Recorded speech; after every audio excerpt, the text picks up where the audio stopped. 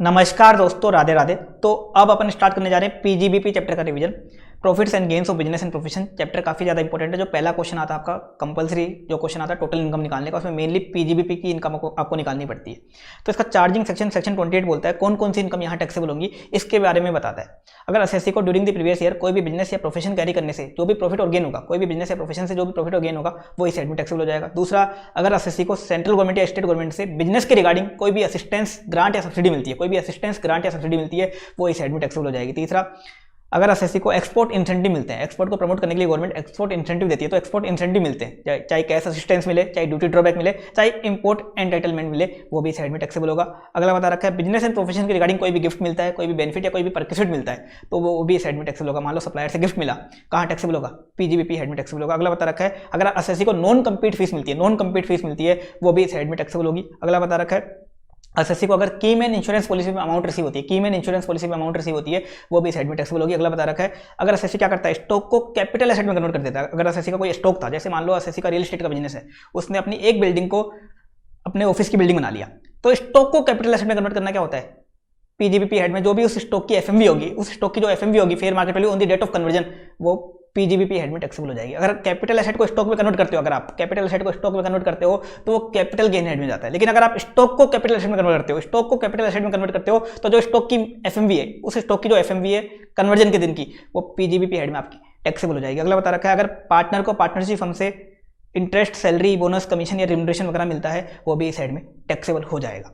फिर अपन ने देखा था स्पेकुलेटिव बिजनेस। स्पेकुलेटिव बिजनेस मतलब अगर मान लो आप का क्या करते हो, मेन बिजनेस तो कुछ और है, साइड बाय साइड आप शेयर्स की ट्रेडिंग करते हो अदर देन एक्चुअल डिलीवरी, मतलब शेयर्स की इंट्राडे ट्रेडिंग करते हो आप। साइड बाय साइड क्या करते हो?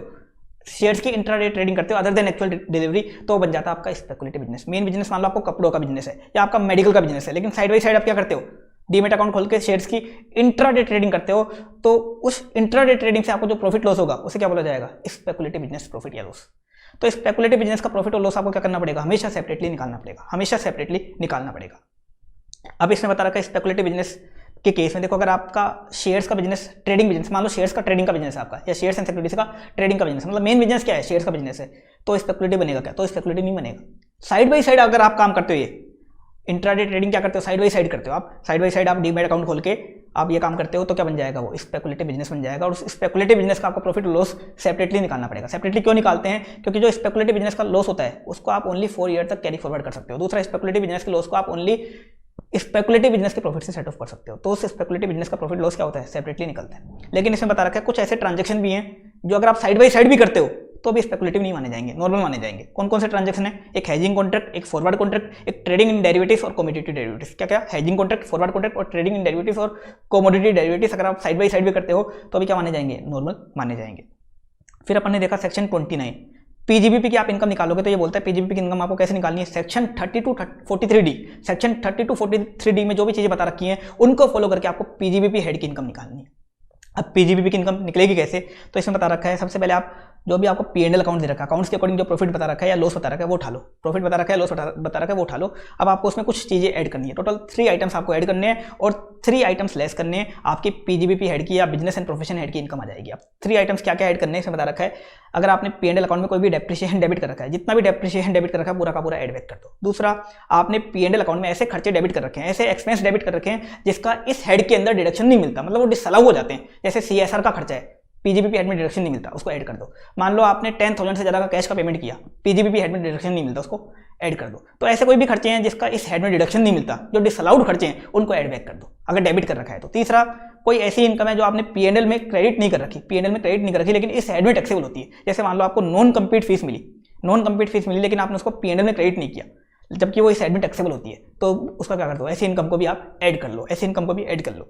अब 3 चीजें आपको लेस भी करनी है, 3 आइटम्स लेस भी करनी है। पहला, as per income tax act जो भी डेप्रिसिएशन बनता है, depreciation as per income tax act section 32 में बता रखा है, उसके अकॉर्डिंग डेप्रिसिएशन लेस कर दो। दूसरा, ऐसे खर्चे जो आपने पीएनएल में डेबिट नहीं कर रखे लेकिन पीजीबीपी हेड में डिडक्शन मिल जाती है। जैसे मान लो आपने साइंटिफिक रिसर्च पे खर्चा किया तो उसकी डिडक्शन यहाँ मिल जाती है, लेकिन आपने पीएनएल में मान लो उसको डेबिट नहीं कर रखा तो उसकी डिडक्शन ले लो, उसको लेस कर दो। तीसरा, कोई ऐसी इनकम है जो आपने पीएनएल में क्रेडिट कर रखी है, कोई ऐसी इनकम जो आपने पीएनएल में क्रेडिट करके अपने प्रॉफिट को बढ़ा रखा है, लेकिन वही साइड में टैक्सेबल ही नहीं होती, वही साइड में टैक्सेबल ही नहीं होती, जैसे कैपिटल गेन हो गया, अदर सोर्स हो गया, या एग्रीकल्चर वगैरह की इनकम हो गई, इसको भी क्या कर दो आप लेस कर दो, इसको भी लेस कर दो। ये आपकी आ जाएगी बिजनेस एंड प्रोफेशन की इनकम या पीजीबीपी हेड की आपकी इनकम आ जाएगी।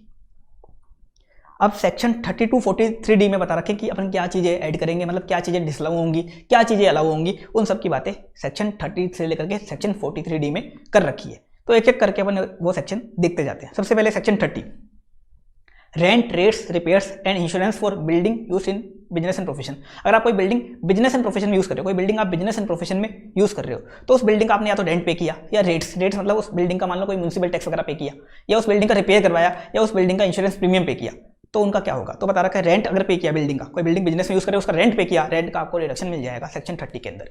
अगर आपने उस बिल्डिंग का रेट्स पे किया, रेट्स मतलब म्यूनिसिपल टैक्स वगैरह पे किया। देखो एक म्यूनिसिपल टैक्स तो होता है कि अगर आपने आपकी कोई बिल्डिंग थी और आपने किसी को रेंट पे दे दी और उसका म्यूनिसिपल टैक्स पे करते हो तो वो तो हाउस प्रॉपर्टी हेड में जाता है। लेकिन आपने कोई बिल्डिंग रेंट पे ले रखी है या कोई बिल्डिंग आप बिजनेस में यूज करते हो और उसका म्यूनिसिपल टैक्स पे कर रहे हो तो उसका डिडक्शन आपको सेक्शन 30 में मिल जाएगा। अगला, आपने किसी बिल्डिंग का रिपेयर करवाया, रिपेयर दो तरह के, रेवेन्यू या कैपिटल नेचर। रेवेन्यू नेचर का डिडक्शन नहीं मिलेगा, डिडक्शन मिल जाएगा आपको, लेकिन कैपिटल नेचर का डिडक्शन नहीं मिलेगा। कैपिटल नेचर जो रिपेयर होंगे वो बिल्डिंग की कॉस्ट में ऐड करेंगे, वो बिल्डिंग की कॉस्ट में ऐड करेंगे। कैपिटल नेचर के रिपेयर क्या होते हैं, जिससे बिल्डिंग की लाइफ पे फर्क पड़ता है। जैसे मान लो आपने रिकंस्ट्रक्शन करवा लिया बिल्डिंग का, वो क्या होगा, कैपिटल नेचर का रिपेयर। इसके अलावा इंश्योरेंस का प्रीमियम पे किया बिल्डिंग का तो ये आपको अलाउड हो जाएगा। इसके बाद section 31, repairs and insurance of plant and machinery furniture. Plant and machinery और फर्नीचर का अगर आपने रिपेयर करवाया या इंश्योरेंस प्रीमियम पे किया तो क्या होगा, रिपेयर करवाया, रेवेन्यू नेचर का करवाया तो वो तो अलाउड हो जाएगा। कैपिटल नेचर का करवाया अलाउड नहीं होगा, वो उस प्लांट एंड मशीनरी फर्नीचर की कॉस्ट में ऐड होगा। कैपिटल नेचर का क्या होगा, जिससे प्लांट एंड मशीनरी फर्नीचर की लाइफ बढ़ जाती है, वो होता है कैपिटल नेचर का रिपेयर, वो अपन अलाउड नहीं करेंगे। इंश्योरेंस अपन अलाउड कर देंगे प्लांट एंड मशीनरी फर्नीचर का। आप बोलोगे प्लांट एंड मशीनरी और फर्नीचर का रेंट कहाँ गया, रेंट सेक्शन 37 में कवर्ड है। कहाँ कवर्ड है, सेक्शन 37 में कवर्ड। और प्लांट एंड मशीनरी फर्नीचर पे कोई रेट्स लगता नहीं है, मतलब टैक्स वगैरह नहीं लगता वहाँ पे, कोई टैक्स नहीं लगता कि आपको कोई टैक्स पे करना पड़ता है, म्यूनिसिपल टैक्स, ऐसा कुछ टैक्स नहीं होता उन पे।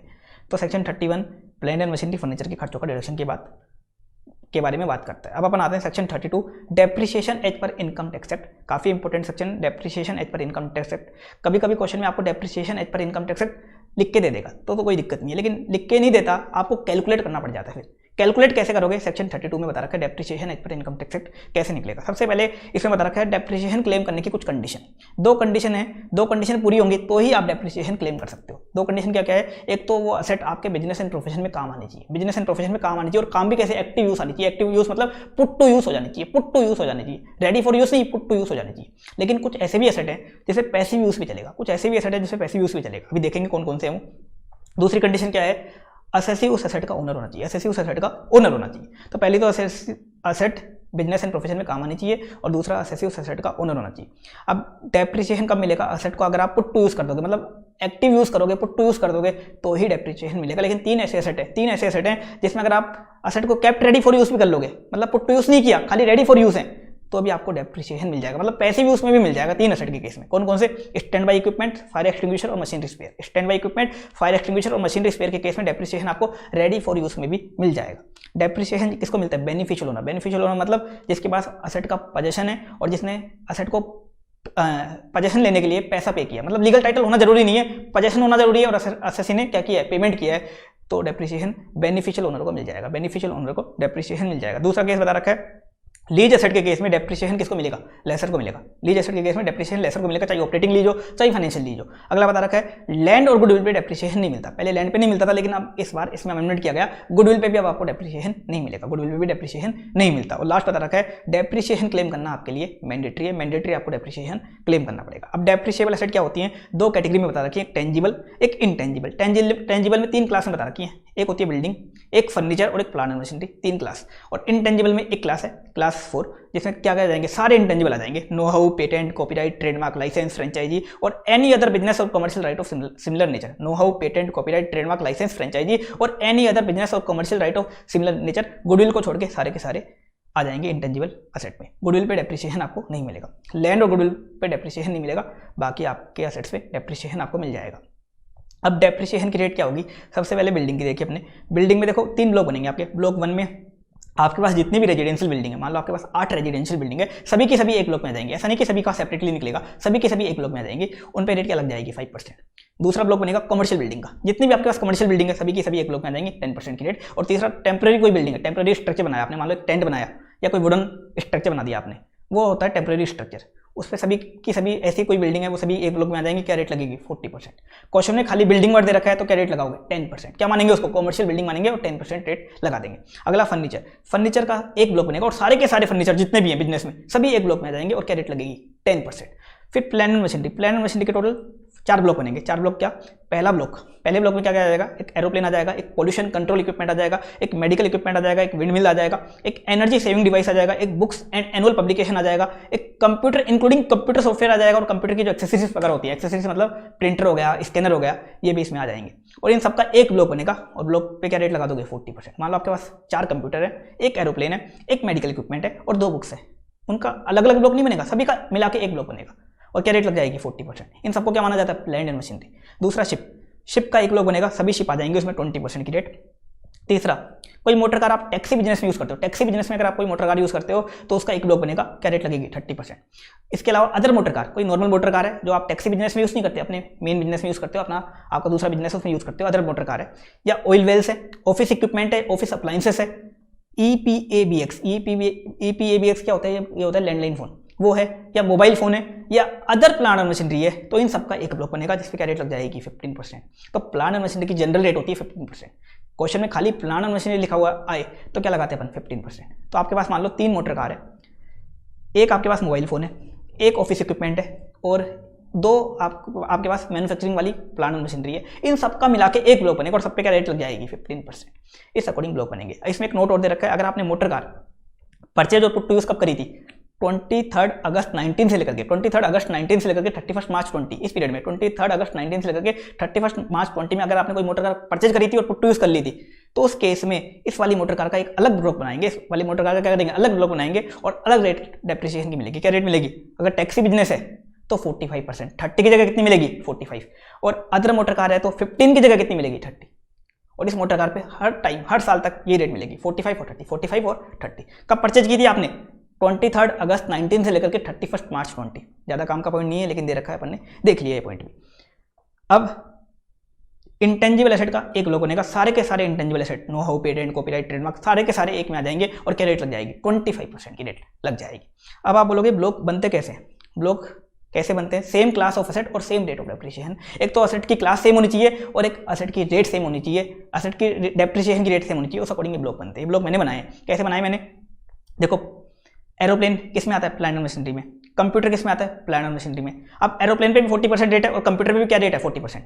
तो इनका एक ब्लॉक बनेगा, इनका एक ब्लॉक बनेगा। सेम क्लास ऑफ एसेट है और सेम रेट ऑफ डेप्रिसिएशन है, इनका एक ब्लॉक बन गया। ऐसे ही मान लो ऊपर देखो, कमर्शियल बिल्डिंग पे रेट है 10%। आप बोलोगे फर्नीचर पे भी 10% है, ये दोनों एक में आ जाएंगे? एक में नहीं आएंगे। क्यों नहीं आएंगे? एसेट की क्लास अलग अलग है, बिल्डिंग की क्लास अलग है, फर्नीचर की क्लास अलग है। अपन ने देखा था ना, अपने बिल्डिंग की अलग क्लास है, फर्नीचर की अलग क्लास है, प्लांट एंड मशीनरी की अलग क्लास है। तो एसेट की क्लास अलग अलग है, ये एक ब्लॉक में नहीं आएंगे। तो बिल्डिंग वाला अलग आएगा, फर्नीचर वाला अलग आएगा। तो क्या होना चाहिए? सेम क्लास ऑफ एसेट होना चाहिए और सेम रेट होनी चाहिए, सेम क्लास ऑफ एसेट और सेम रेट ऑफ डेप्रिसिएशन होना चाहिए, तब जाके वो एक ब्लॉक में आएगा, तब जाके वो चीजें एक ब्लॉक में आएंगी। इस अकॉर्डिंग ब्लॉक बनता है। और डेप्रिसिएशन आपको मिलेगा कैसे? WDV of block. यहाँ अपन अकाउंट्स वाला SLM मेथड नहीं फॉलो करेंगे, यहाँ क्या फॉलो करेंगे? WDV of block. WDV of block वाला कंसेप्ट फॉलो करेंगे। WDV निकालेंगे ब्लॉक की और उस पर क्या लगा देंगे? प्रेस्क्राइब परसेंटेज, जो अपने पढ़ रखी है परसेंटेज, ये लगा देंगे, आपका आ जाएगा डेप्रिसिएशन। अब WDV ऑफ ब्लॉक और डेप्रिसिएशन निकालोगे कैसे? सबसे पहले आप क्या करो, first day of previous year, जो भी आपका फर्स्ट डे, प्रीवियस ईयर का फर्स्ट डे है, उसकी ओपनिंग WDV ले लो, ओपनिंग WDV ले लो। जैसे मान लो प्रीवियस ईयर 21-22 है, इसकी 1 अप्रैल 21 की क्या ले लो, जो जो आपके ब्लॉक है उन सब की ओपनिंग WDV ले लो। मान लो एक आपका ब्लॉक है प्लांट एंड मशीनरी 15% का, उसकी ओपनिंग WDV ले ली अपने। एक मान लो आपका ब्लॉक है प्लांट एंड मशीनरी 40%, उसकी भी ओपनिंग WDV ले ली। एक मान लो आपका ब्लॉक है बिल्डिंग 10%, उसकी भी अपने क्या ले ली? ओपनिंग WDV ले ली। तो सभी जो भी ब्लॉक है उनकी क्या ले लो आप? ओपनिंग WDV ले लो first day of previous year की। उसमें आप ऐड कर दो actual cost of asset purchase during previous year. During previous year जो भी आपने एसेट परचेज किए उनकी एक्चुअल कॉस्ट आप ऐड कर दो। ड्यूरिंग प्रीवियस ईयर आपने जो भी एसेट परचेज किए उनकी एक्चुअल कॉस्ट ऐड कर दो। कैसे ऐड करोगे? 3 कैटेगरी में ऐड करो ताकि आपका क्वेश्चन कभी गलत नहीं हो। 3 कैटेगरी कैसे? एक तो वो एसेट ऐड करो जिनको आपको पुट टू यूज करे 180 डेज से ज्यादा हो गए। एक तो उनकी कॉस्ट ऐड कर दो जिनको पुट टू यूज करे 180 डेज से ज्यादा हो गए, फिर दूसरी कैटेगरी में उनको ऐड करो जिनको पुट टू यूज करे अभी 180 डेज से कम हुए, 180 डेज से कम हुए उनको ऐड कर दो। तीसरा ऐसे एसेट को ऐड करते हो जिनको परचेज तो कर लिया आपने लेकिन during the previous year put to use नहीं किया, परचेज तो कर लिया लेकिन ड्यूरिंग द प्रीवियस ईयर आपने पुट टू यूज नहीं किया, उनको भी आप ऐड कर दो। 3 कैटेगरी में ऐड कर दो।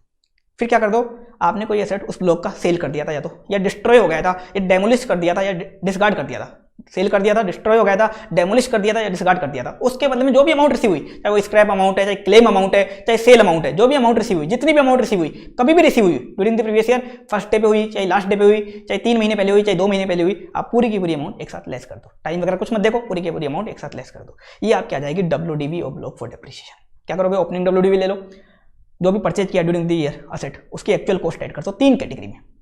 उसके बाद जो भी अमाउंट आपको सेल से, डिस्ट्रॉय, डेमोलिश और डिस्कार्ड से रिसीव हुई ड्यूरिंग प्रीवियस ईयर वो लेस कर दो, आपकी आ जाएगी WDV और ब्लॉक फॉर डेप्रिसिएशन। और इसी में से क्या मिलेगा, इसी WDV और ब्लॉक फॉर डेप्रिसिएशन में क्या मिलेगा, इसी पे अपन रेट लगा के क्या निकालेंगे, डेप्रिसिएशन निकालेंगे। जैसे ही आप डेप्रिसिएशन लेस कर दोगे आपकी आ जाएगी closing WDV as on last day of previous year. क्या आ जाएगी, closing WDV as on last day of previous year, जो भी आपका प्रीवियस ईयर है उसकी लास्ट डे की क्लोजिंग WDV। और यही क्या हो जाएगी, अगले साल की ओपनिंग WDV। ये क्लोजिंग WDV क्या हो जाएगी, अगले साल के लिए ओपनिंग WDV।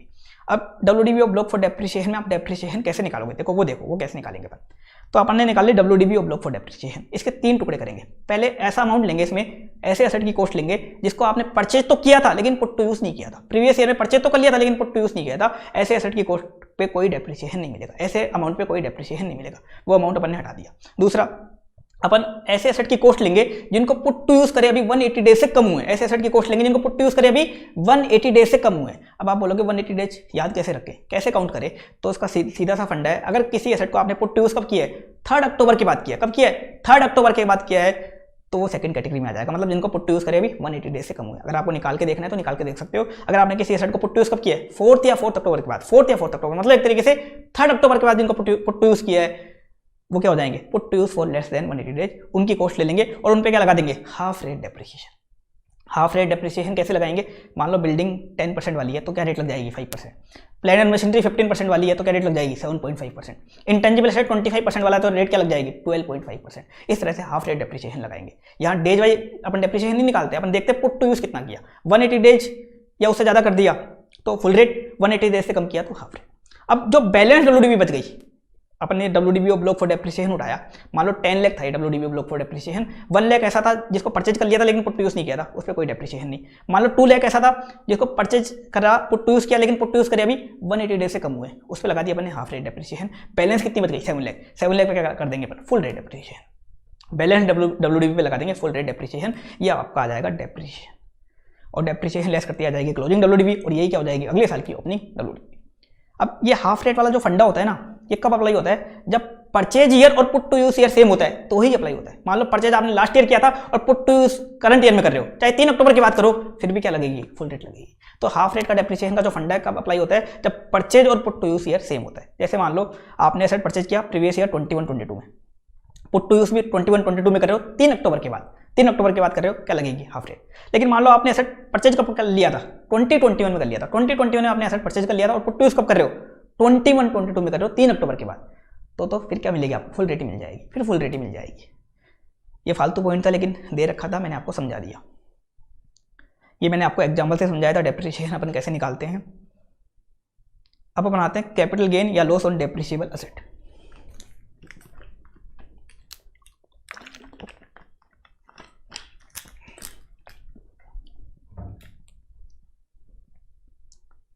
क्या देख रहे हैं हम, कैपिटल गेन या लॉस ऑन डेप्रिसिएबल एसेट। देखो डेप्रिसिएबल एसेट पे कैपिटल गेन या लॉस निकलता है, जो अपन ने कैपिटल गेन में नहीं देखा था, यहाँ देखेंगे। अपन ने निकाला WDV और ब्लॉक फॉर डेप्रिसिएशन। देखो पर आओ एक बार आप, WDV और ब्लॉक फॉर डेप्रिसिएशन, ये रहा WDV और ब्लॉक फॉर डेप्रिसिएशन, ये रहा ये WDV और ब्लॉक फॉर डेप्रिसिएशन। अगर आपका नेगेटिव आ जाता है, क्या आ जाता है, नेगेटिव। नेगेटिव कैसे आ जाता है, opening plus purchase, opening plus purchase जो है वो आपकी सेल से कम रह जाती है, मतलब सेल अमाउंट आपकी जो है, sale amount opening WDV plus purchase से ज्यादा चली जाती है। किसी ब्लॉक की sale amount opening WDV plus purchase से ज्यादा चली जाती है तो WDV और ब्लॉक फॉर डेप्रिसिएशन क्या आ जाएगा, नेगेटिव आ जाएगा। तो ये नेगेटिव जो आता है ना, इसे अपन क्या बोलते हैं, शॉर्ट टर्म कैपिटल गेन। क्या बोलेंगे इसको, शॉर्ट टर्म कैपिटल गेन। तो अगर WDV और ब्लॉक फॉर डेप्रिसिएशन अगर आपका नेगेटिव आ जाता है तो क्या होगा, शॉर्ट टर्म कैपिटल गेन होगा, उस पर आपको डेप्रिसिएशन नहीं मिलेगा। उस नेगेटिव को क्या माना जाएगा, शॉर्ट टर्म कैपिटल गेन, क्योंकि अगर उस नेगेटिव का अगर रेट लगाओगे तो डेप्रिसिएशन भी नेगेटिव आएगा, तो डेप्रिसिएशन नहीं मिलेगा, उसको क्या माना जाएगा, शॉर्ट टर्म कैपिटल गेन, और कैपिटल गेन हेड में क्या हो जाएगा, वो टैक्सेबल हो जाएगा। दूसरा केस, आप क्या करते हो, किसी एक ब्लॉक के सभी एसेट सेल कर देते हो। मान लो आपका एक ब्लॉक था प्लांट एंड मशीनरी 15% वाला, उसमें ओपनिंग डब्ल्यूडीबी में मान लो 5 मशीन थी, 3 मशीन आपने परचेज कर ली, 8 मशीन हो गई, और उसकी 8 की 8 मशीन, 8 जो मशीन थी 8 की 8 मशीन, 8 की 8 मशीन आपने क्या कर दी, सेल कर दी ड्यूरिंग द प्रीवियस ईयर, सारी मशीन सेल कर दी। मतलब ब्लॉक में एक भी एसेट नहीं है, उस ब्लॉक में एक भी एसेट नहीं है। अब ब्लॉक में एक भी एसेट नहीं है और डब्ल्यूडीबी अभी भी क्या आ रही है, डब्ल्यूडीबी ब्लॉक फॉर डेप्रिसिएशन अभी भी पॉजिटिव आ रही है। ब्लॉक में एक भी एसेट नहीं हो, डब्ल्यूडीबी ब्लॉक फॉर डेप्रिसिएशन क्या आ रही है, अभी भी पॉजिटिव आ रही है। जो पॉजिटिव आ रही है क्या माना जाएगा, short term capital loss, depreciation नहीं मिलेगा। डेप्रिसिएशन क्यों नहीं मिलेगा, जब ब्लॉक में एसेट ही नहीं है तो डेप्रिसिएशन किस पे दोगे आप, तो वो क्या माना जाएगा, शॉर्ट टर्म कैपिटल लॉस, और उस पर कोई डेप्रिसिएशन आपको नहीं मिलेगा। और जो शॉर्ट टर्म कैपिटल लॉस माना जाएगा ना, वो क्या माना जाता है, डेड लॉस माना जाता है, उसको सेट ऑफ भी नहीं कर सकते, वो डूब गया आपका लॉस। तो अगर आपने ब्लॉक की सारी एसेट सेल कर दी और डब्ल्यूडीबी अभी भी आपकी क्या आ रही है, पॉजिटिव आ रही है, तो क्या माना जाएगा, शॉर्ट टर्म कैपिटल लॉस, आपको डेप्रिसिएशन नहीं मिलेगा।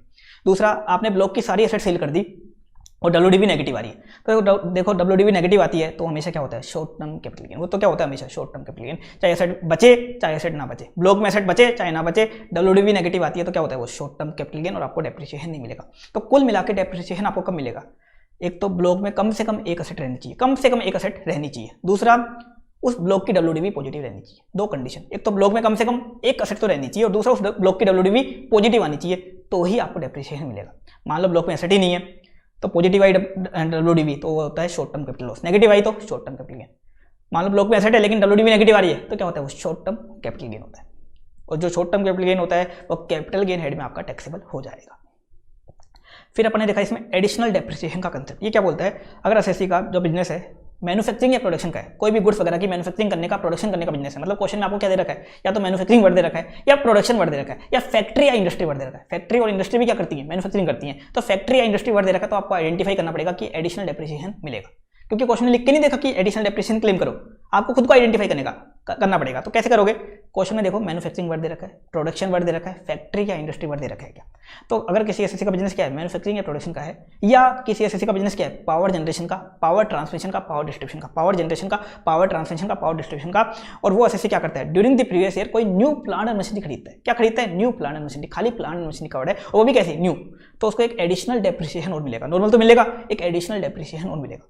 अब एडिशनल डेप्रिसिएशन कितना मिलेगा, 20% ऑफ एक्चुअल कॉस्ट। ये किसका मिलता है, एडिशनल डेप्रिसिएशन, डब्ल्यूडीबी का नहीं मिलता, ये एक्चुअल कॉस्ट का, जो आपने असेट परचेज किया उस परचेज प्राइस का मिलता है, एक्चुअल कॉस्ट का मिलता है। 20% ऑफ एक्चुअल कॉस्ट मिल जाएगा अगर पुट टू यूज एसएससी उस असेट को अप टू 3 अक्टूबर तक कर देता है, मतलब 180 डेज या उससे ज्यादा के लिए पुट टू यूज कर देता है। 3 अक्टूबर तक पुट टू यूज कर देता है, 20% मिल जाएगा। 3 अक्टूबर की बात करता है, मतलब 180 डेज से कम पुट टू यूज करता है, तो 10% ऑफ एक्चुअल कॉस्ट मिलेगा। कितना मिलेगा, 10% ऑफ एक्चुअल कॉस्ट मिलेगा। अब आप बोलोगे 10% अब मिला तो बैलेंस का क्या होगा, बैलेंस 10% आपको नेक्स्ट ईयर में मिल जाएगा। अगर आप पुट टू यूज कब करते हो असेट को, कोई न्यू एसेट परचेज किया आपने, new plant and machinery purchase की, और उसको पुट टू यूज कब करते हो आप, 3 अक्टूबर की बात करते हो। 3 अक्टूबर के बाद तो 10% तो करंट ईयर में मिल जाएगा, बैलेंस 10% आपको नेक्स्ट ईयर में एडिशनल डेप्रिसिएशन मिल जाएगा। इसमें एक नोट और दे रखा था, अगर आपका प्रिंटिंग और पब्लिशिंग का बिजनेस है, प्रिंटिंग और पब्लिशिंग का बिजनेस है, उसको भी एडिशनल डेप्रिसिएशन मिल जाएगा। प्रिंटिंग और पब्लिशिंग के बिजनेस को भी क्या मिल जाएगा, एडिशनल डेप्रिसिएशन आपको मिल जाएगा। प्रिंटिंग और पब्लिशिंग के बिजनेस को भी यहाँ एडिशनल डेप्रिसिएशन अलाउड है। आगे बता रखा था कुछ प्लान एंड मशीनरी में आपको एडिशनल डेप्रिसिएशन नहीं मिलेगा। किन किन में नहीं मिलेगा, एक तो second hand plan and machinery पे नहीं मिलेगा। दूसरा, कोई प्लान एंड मशीनरी आपने ऑफिस में इंस्टॉल करी या रेजिडेंशियल अकोमोडेशन, ऑफिस में लगाई या रेजिडेंशियल अकोमोडेशन लगाई, या तो अपने कंपनी के एडमिन ऑफिस में लगाई, या मान लो कंपनी का एक रेजिडेंशियल अकोमोडेशन है जहाँ कंपनी के एम्प्लॉइज वगैरह रहते हैं, वहाँ लगा दी, जैसे एसी लगाई आपने ऑफिस में, या एक कंप्यूटर लगाया आपने ऑफिस में, तो इस पर आपको एडिशनल डेप्रिसिएशन नहीं मिलेगा। तीसरा केस, ऑफिस अप्लायंस या ऑफिस इक्विपमेंट खरीदे आपने, ऑफिस के अप्लायंसेस या ऑफिस इक्विपमेंट्स खरीदे, उन पे आपको एडिशनल डेप्रिसिएशन नहीं मिलेगा।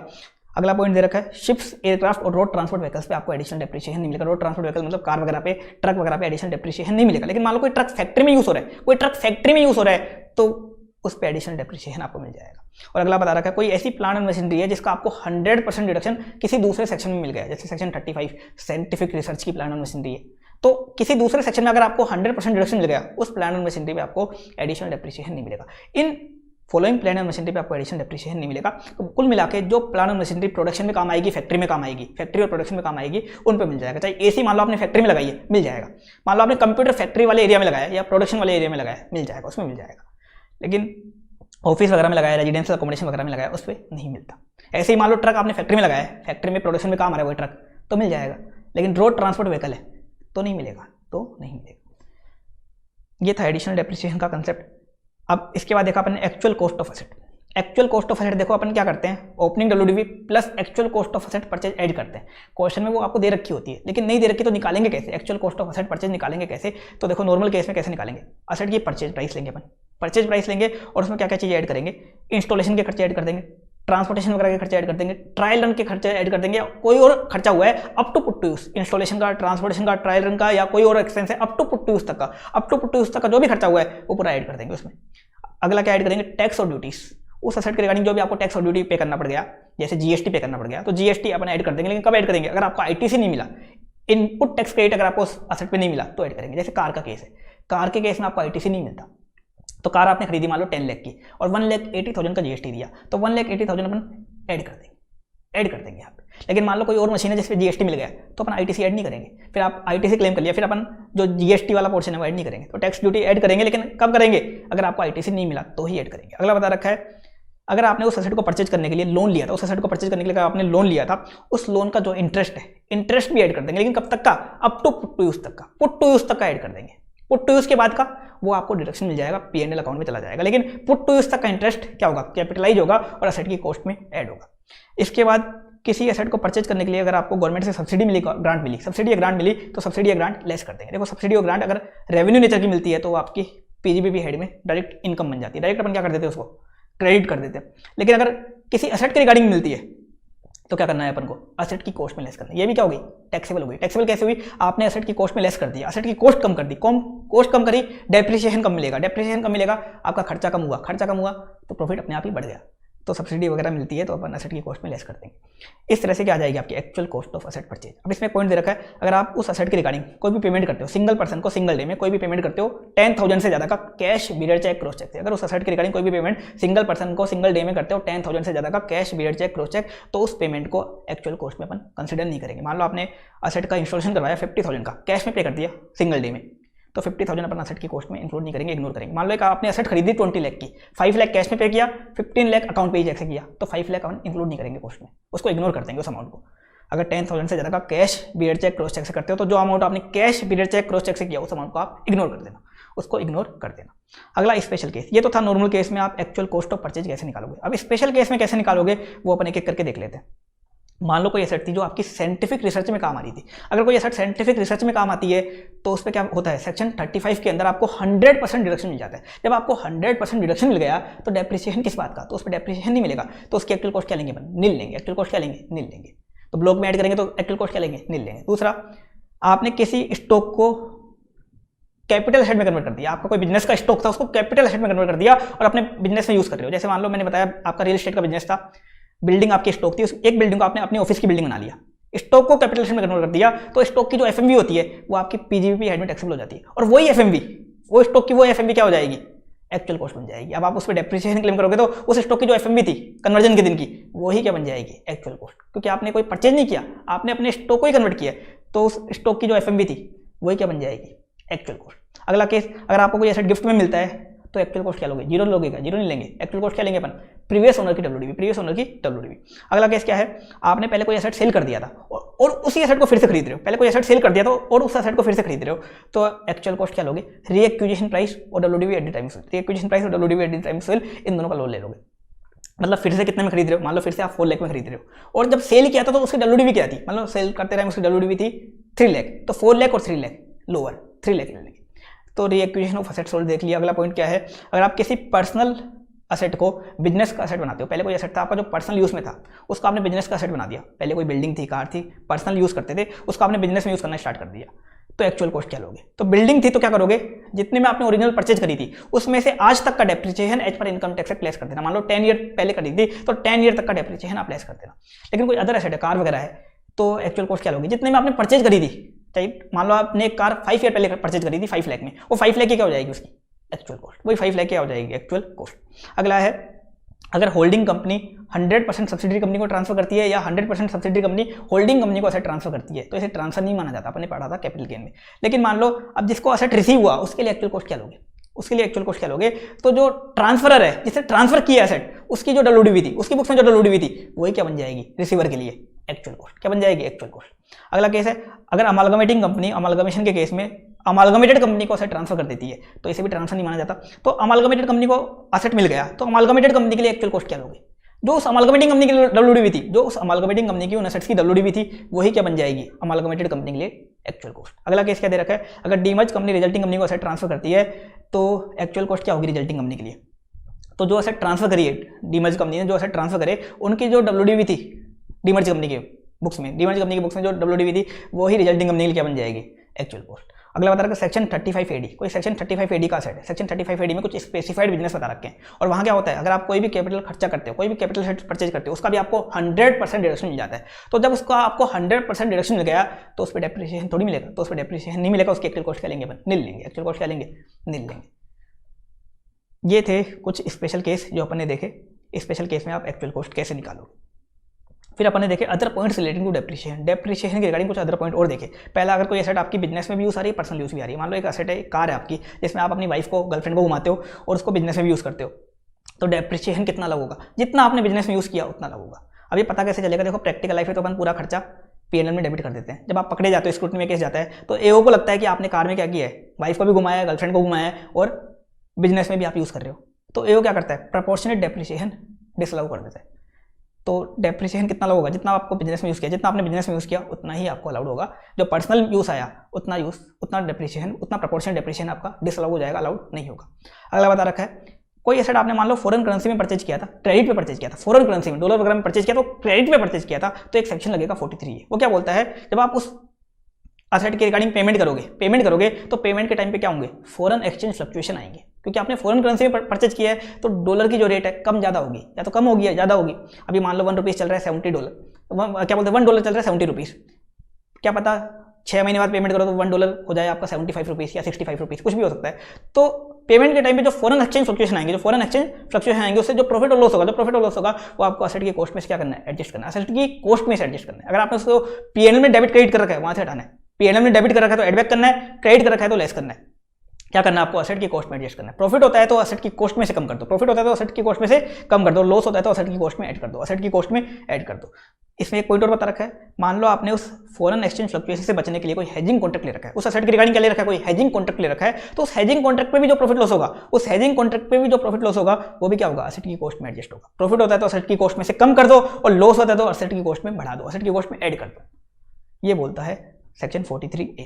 अगला केस था depreciation in case of amalgamation, demerger, conversion, succession. मान लो आपका अमालगमेशन हो रहा है ड्यूरिंग द ईयर, या कोई डीमर्जर हो रहा है किसी कंपनी का, किसी का कन्वर्जन मतलब प्राइवेट कंपनी का या अनलिस्टेड पब्लिक कंपनी का एलएलपी में कन्वर्जन हो रहा है, या सक्सेशन मतलब सोल प्रोप्राइटरशिप या पार्टनरशिप हमको कंपनी एक्वायर कर रही है। तो इन केस में ड्यूरिंग द प्रीवियस ईयर अगर मान लो ये एक्टिविटीज होती हैं, तो डेप्रिसिएशन प्रेडिसेसर और सक्सेसर में कैसे बटेगा, पुरानी वाली में और न्यू वाली में कैसे बटेगा, उसका तरीका बता रखा है। क्या बता रखा है? अगर during the previous year amalgamation होता है, डीमर्जर होता है, कन्वर्जन होता है, सक्सेशन होता है, तो डेप्रिसिएशन जो होगा ना उस ईयर का आप पुरानी वाली का नॉर्मली निकाल लेना एक बार। फिर क्या करना? उस डेप्रिसिएशन को पुरानी वाली में और न्यू वाली में, प्रेडिसेसर में और सक्सेसर में बांट देना। किस रेशियो में बांट देना?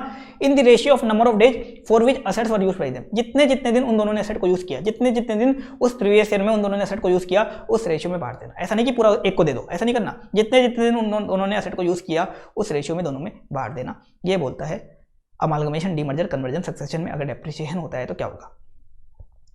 फिर अपन ने देखा था depreciation for undertaking engage in generation of power. अगर मान लो किसी अंडरटेकिंग का पावर जनरेशन का बिजनेस है, किसी एंटिटी का क्या बिजनेस है? पावर जनरेशन का बिजनेस है, तो उसको दो तरीके मिलेंगे डेप्रिसिएशन के, दो ऑप्शन मिलेंगे। एक तो डब्ल्यूडीबी ब्लॉक जो इनकम टैक्स में दे रखा है, वो तरीका फॉलो कर सकता है। दूसरा तरीका क्या है?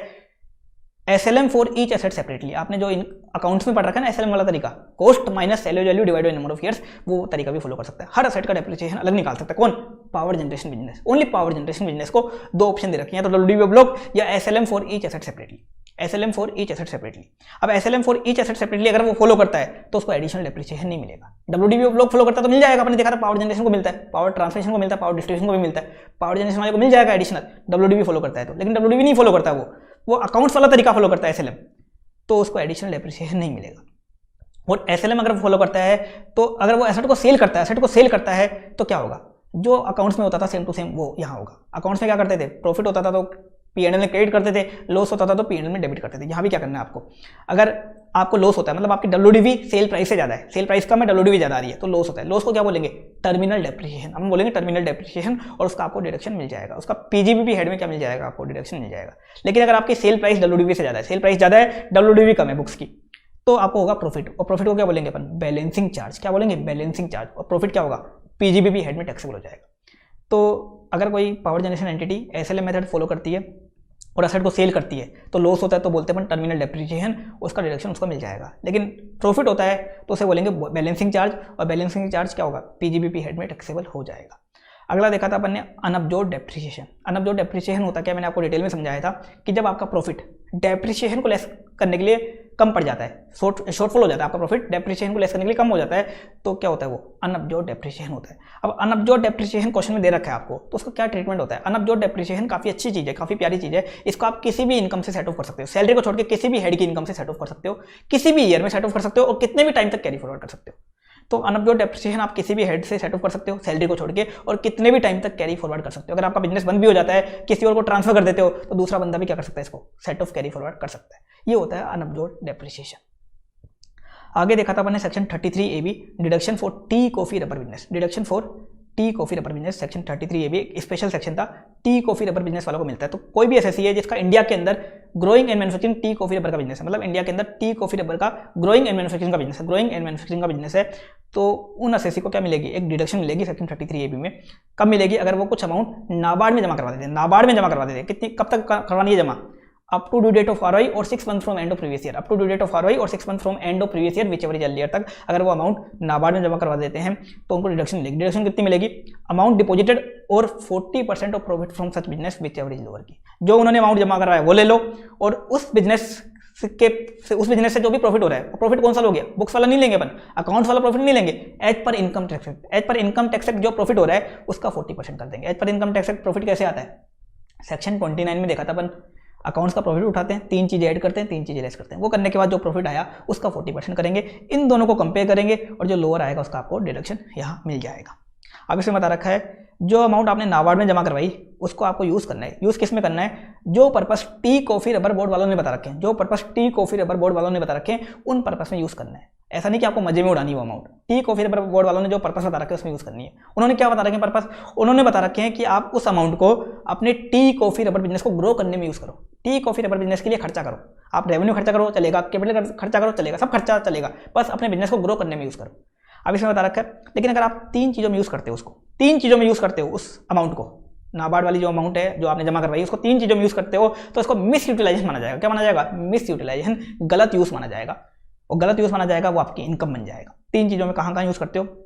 अगर आप उस अमाउंट से क्या करते हो? कोई ऐसी प्लांट एंड मशीनरी खरीद लेते हो जो आप ऑफिस में यूज कर रहे हो, या तो या रेजिडेंशियल अकोमोडेशन। कोई ऐसी प्लांट एंड मशीनरी खरीद लेते हो जो आप या तो ऑफिस में यूज कर रहे हो या रेजिडेंशियल अकोमोडेशन में, वो क्या माना जाएगा? गलत यूज। दूसरा, आप कोई ऑफिस अप्लायंस खरीद लेते हो other than computer. Office appliance खरीद लेते हो, कंप्यूटर चलेगा, कंप्यूटर खरीदोगे चलेगा, लेकिन कंप्यूटर के अलावा कोई और ऑफिस अप्लायंस खरीद लेते हो, मिस यूटिलाइजेशन माना जाएगा। तीसरा, कोई ऐसी प्लांट एंड मशीनरी खरीद लेते हो जिसका पीजीबीपी हेड में अदर सेक्शन में 100% डिडक्शन मिल जाता है। मान लो आपने साइंटिफिक रिसर्च के लिए प्लांट एंड मशीनरी खरीद ली उस अमाउंट से, तो वो क्या माना जाएगा? Miss utilisation. 3 चीजें, प्लांट एंड मशीनरी कैसे खरीदी? ऑफिस में यूज कर रहे हो या रेजिडेंशियल अकोमोडेशन यूज कर रहे हो, या ऑफिस अप्लायंस खरीद लिया अदर देन कंप्यूटर, या कोई ऐसी प्लांट एंड मशीनरी खरीद ली जिसका आपको 100% डिडक्शन किसी दूसरे सेक्शन में मिल गया, तो क्या माना जाएगा? Misutilisation. और मिस यूटिलाइजेशन मान लिया जाएगा जितना आपने मिस यूटिलाइज किया उतनी आपकी इनकम बन जाएगी, उतनी आपकी इनकम बन जाएगी। तीसरा केस, नॉन यूटिलाइजेशन। ये क्या है? ड्यूरिंग द प्रीवियस ईयर मान लो आपने उस अकाउंट से, नाबार्ड वाले अकाउंट से कुछ अमाउंट विड्रॉ किया, और विड्रॉ किया और आप पूरा यूज नहीं कर पाए, तो जितना अनयूटिलाइज रह गया वो भी आपकी इनकम बन जाएगा। मान लो आपने नाबार्ड अकाउंट से 10 लाख विड्रॉ किया, 8 लाख ही आप during the previous year use कर पाए, 2 लाख आपका अनयूटिलाइज रहेगा। ड्यूरिंग द प्रीवियस ईयर कितना रह गया? 2 लाख अनयूटिलाइज रह गया, तो 2 लाख क्या बन जाएगा? आपकी इनकम बन जाएगा। ये बोलता है अगला पॉइंट। और लास्ट इसमें एक और पॉइंट है, ये बोलता है आपने कोई एलिजिबल एसेट परचेज कर लिया था, मतलब ऊपर 3 एसेट दे रखे, इनके अलावा कोई एलिजिबल एसेट परचेज कर लिया था, और उस एसेट को आप क्या करते हो? जिस ईयर में परचेज किया उस ईयर के एंड से, उस प्रीवियस ईयर के एंड से 8 ईयर्स के अंदर सेल कर देते हो। तो जितने में आपने एसेट परचेज किया था, मतलब उस एसेट की जितनी कॉस्ट थी वो आपकी पीजीबीपी हेड की इनकम बन जाएगा। जितने उस एसेट की कॉस्ट थी वो आपकी क्या बन जाएगा? पीजीबीपी हेड की इनकम बन जाएगा। मान लो आपने एक 6 लाख का एसेट परचेज किया था, एक एलिजिबल एसेट, उसको आप 8 ईयर्स के अंदर क्या कर देते हो? सेल कर देते हो, तो 6 लाख आपकी क्या बन जाएगा? पीजीबीपी हेड की इनकम बन जाएगा। जिस ईयर में सेल किया उस ईयर में वो पीजीबीपी हेड की इनकम बन जाएगा। लेकिन मान लो सेल अमाउंट आपकी कॉस्ट से भी ज्यादा है, 6 लाख का एसेट परचेज किया था और आप 8 लाख में सेल कर रहे हो, तो क्या होगा? जो डिफरेंस अमाउंट है 8 लाख माइनस 6 लाख, 2 लाख का क्या आएगा? वो शॉर्ट टर्म कैपिटल गेन। वो क्या माना जाएगा? Short term capital gain. इसमें इतने सारे काम करने हैं, तो इसमें एक चीज़ और करनी है इसके बाद। अब यहाँ जो बिजनेस आपका क्या है, growing and manufacturing tea coffee rubber. Growing and manufacturing tea coffee rubber है, मतलब आपका बिजनेस की जो इनकम आई है इसमें आपकी एग्रीकल्चर इनकम भी है, एग्रीकल्चर इनकम भी है, अपन को वो पोर्शन हटाना पड़ेगा। तो आपको अपॉर्चुनमेंट करना पड़ेगा। अपॉर्चुनमेंट कैसे करोगे वो बता रखा है आपको। जो आपने ऊपर इनकम निकाली, इन सब इनकम का क्या करना पड़ेगा आपको, अपॉर्चुनमेंट। आपको इसमें टैक्सेबल बिजनेस इनकम भी निकालनी पड़ेगी और एग्रीकल्चर इनकम भी निकालनी पड़ेगी। कैसे निकालोगे उसका तरीका बता रखा है। अगर टी का बिजनेस है तो 40% क्या मान लेंगे, जो भी आपने ऊपर इनकम निकाली है उसका 40% बिजनेस इनकम मान लेंगे और 60% अपन एग्रीकल्चर इनकम मान लेंगे। रबर का केस है, रबर या लेटेक्स का, तो 35% बिजनेस मान लेंगे और 65% एग्रीकल्चर मान लेंगे। कॉफी का केस है और कॉफी को ग्रोन एंड कर्ड करते हो तो 25% बिजनेस, 75% एग्रीकल्चर। कॉफी को ग्रोन कर्ड ग्राउंड रोस्ट सब करते हो तो 40% बिजनेस और 60% एग्रीकल्चर मानेंगे। अब आप बोलोगे इतने सारे काम करेंगे कैसे, तो उसके लिए मैंने ये स्टेटमेंट बना दिया। आप टैक्सेबल बिजनेस इनकम कैसे निकालोगे, मतलब पीजीबीपी हेड की इनकम कैसे निकालोगे अगर टी कॉफी रबर बिजनेस है तो।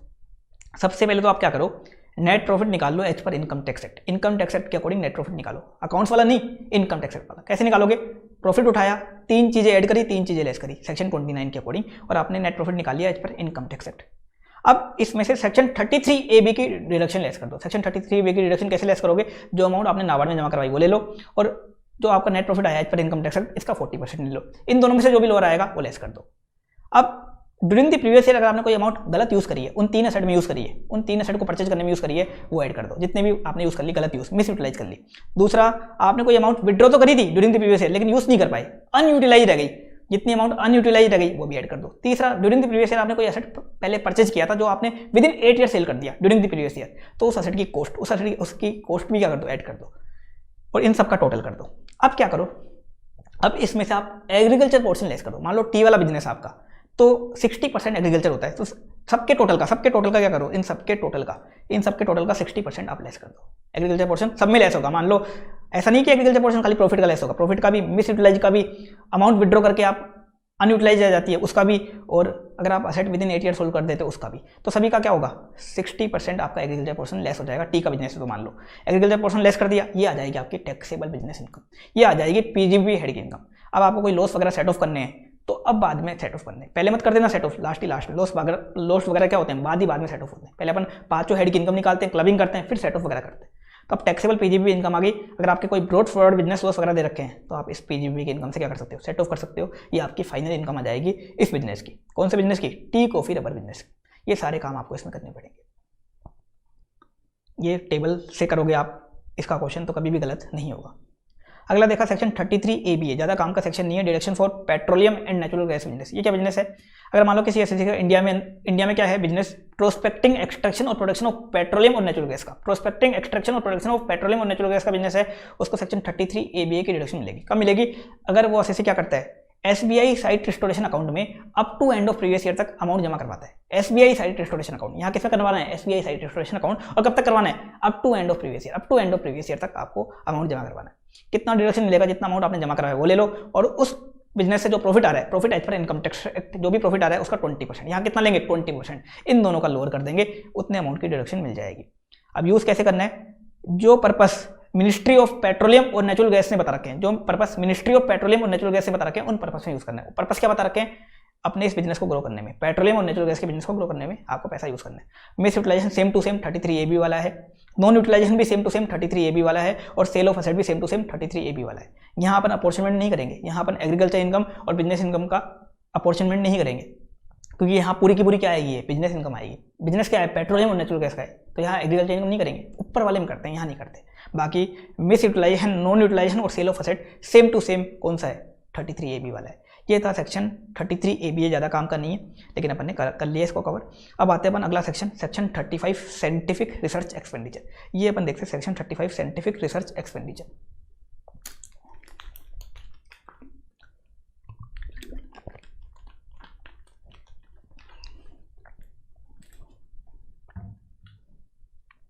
अब सेक्शन 35 साइंटिफिक रिसर्च एक्सपेंडिचर, अगर आप मान लो अपने बिजनेस के रिगार्डिंग कोई रिसर्च करवाते हो, बिजनेस के रिगार्डिंग कोई साइंटिफिक रिसर्च करवाते हो, तो उसका डिडक्शन आपको सेक्शन 35 में मिल जाएगा। बिजनेस के रिगार्डिंग कोई रिसर्च करवाते हो, जैसे मान लो एप्पल कंपनी है, वो कोई न्यू मोबाइल के लिए कोई रिसर्च करती है, डिडक्शन का मिल जाएगा सेक्शन 35 में। मान लो आप मोबाइल इंडस्ट्री में जाना चाहते हो और आप न्यू मोबाइल के लिए कोई रिसर्च कर रहे हो पहले ही, बिजनेस कमेंस होने से पहले, तो भी आपको डिडक्शन मिल जाता है सेक्शन 35 में। तो ये बोलता है दो तरह की रिसर्च होती है, एक तो इन हाउस, एक आउटसाइड।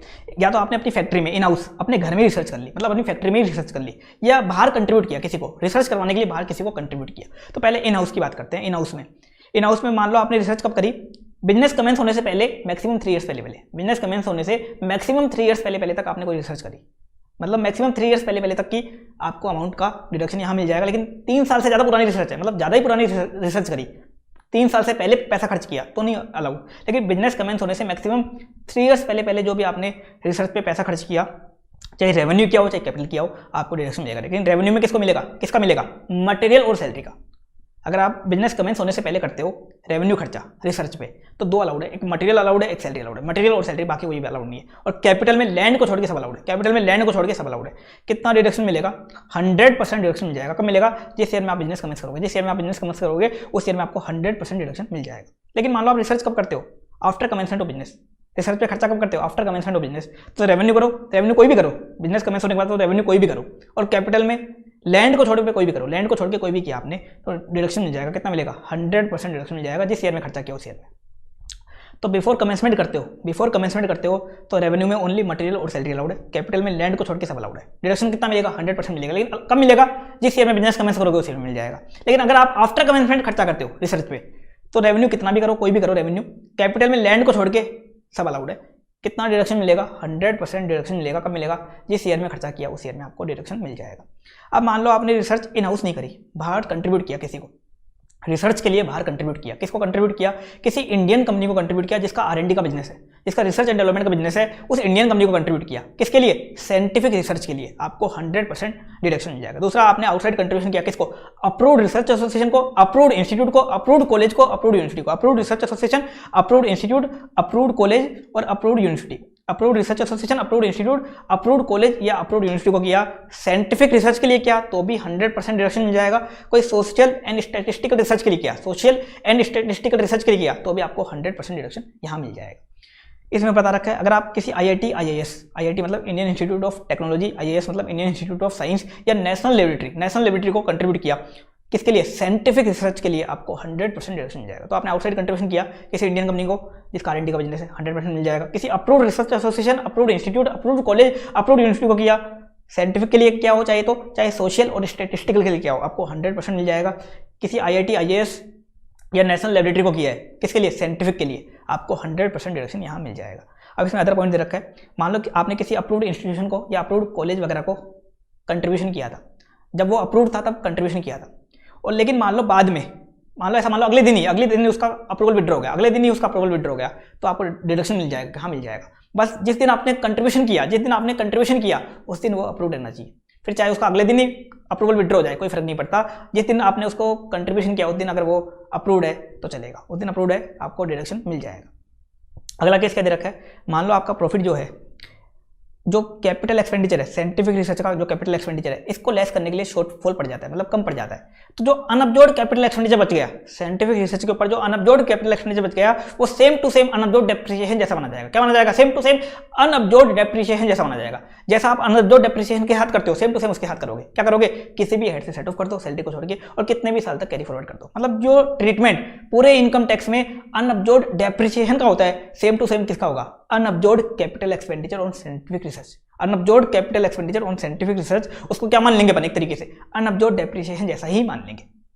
अगला बता रखा है, आपने कोई साइंटिफिक रिसर्च असेट को सोल्ड कर दिया तो क्या होगा? जो सेल अमाउंट है या जो डिडक्शन आपको मिली थी, इन दोनों में से जो भी लोअर होगा PGBP हेड में टैक्सेबल हो जाएगा। मान लो आपको डिडक्शन मिली थी 8 लाख की, सेल कर दिया आपने 5 लाख में, 5 लाख और 8 लाख, 5 लाख आपका क्या बन जाएगा? PGBP हेड की इनकम बन जाएगा।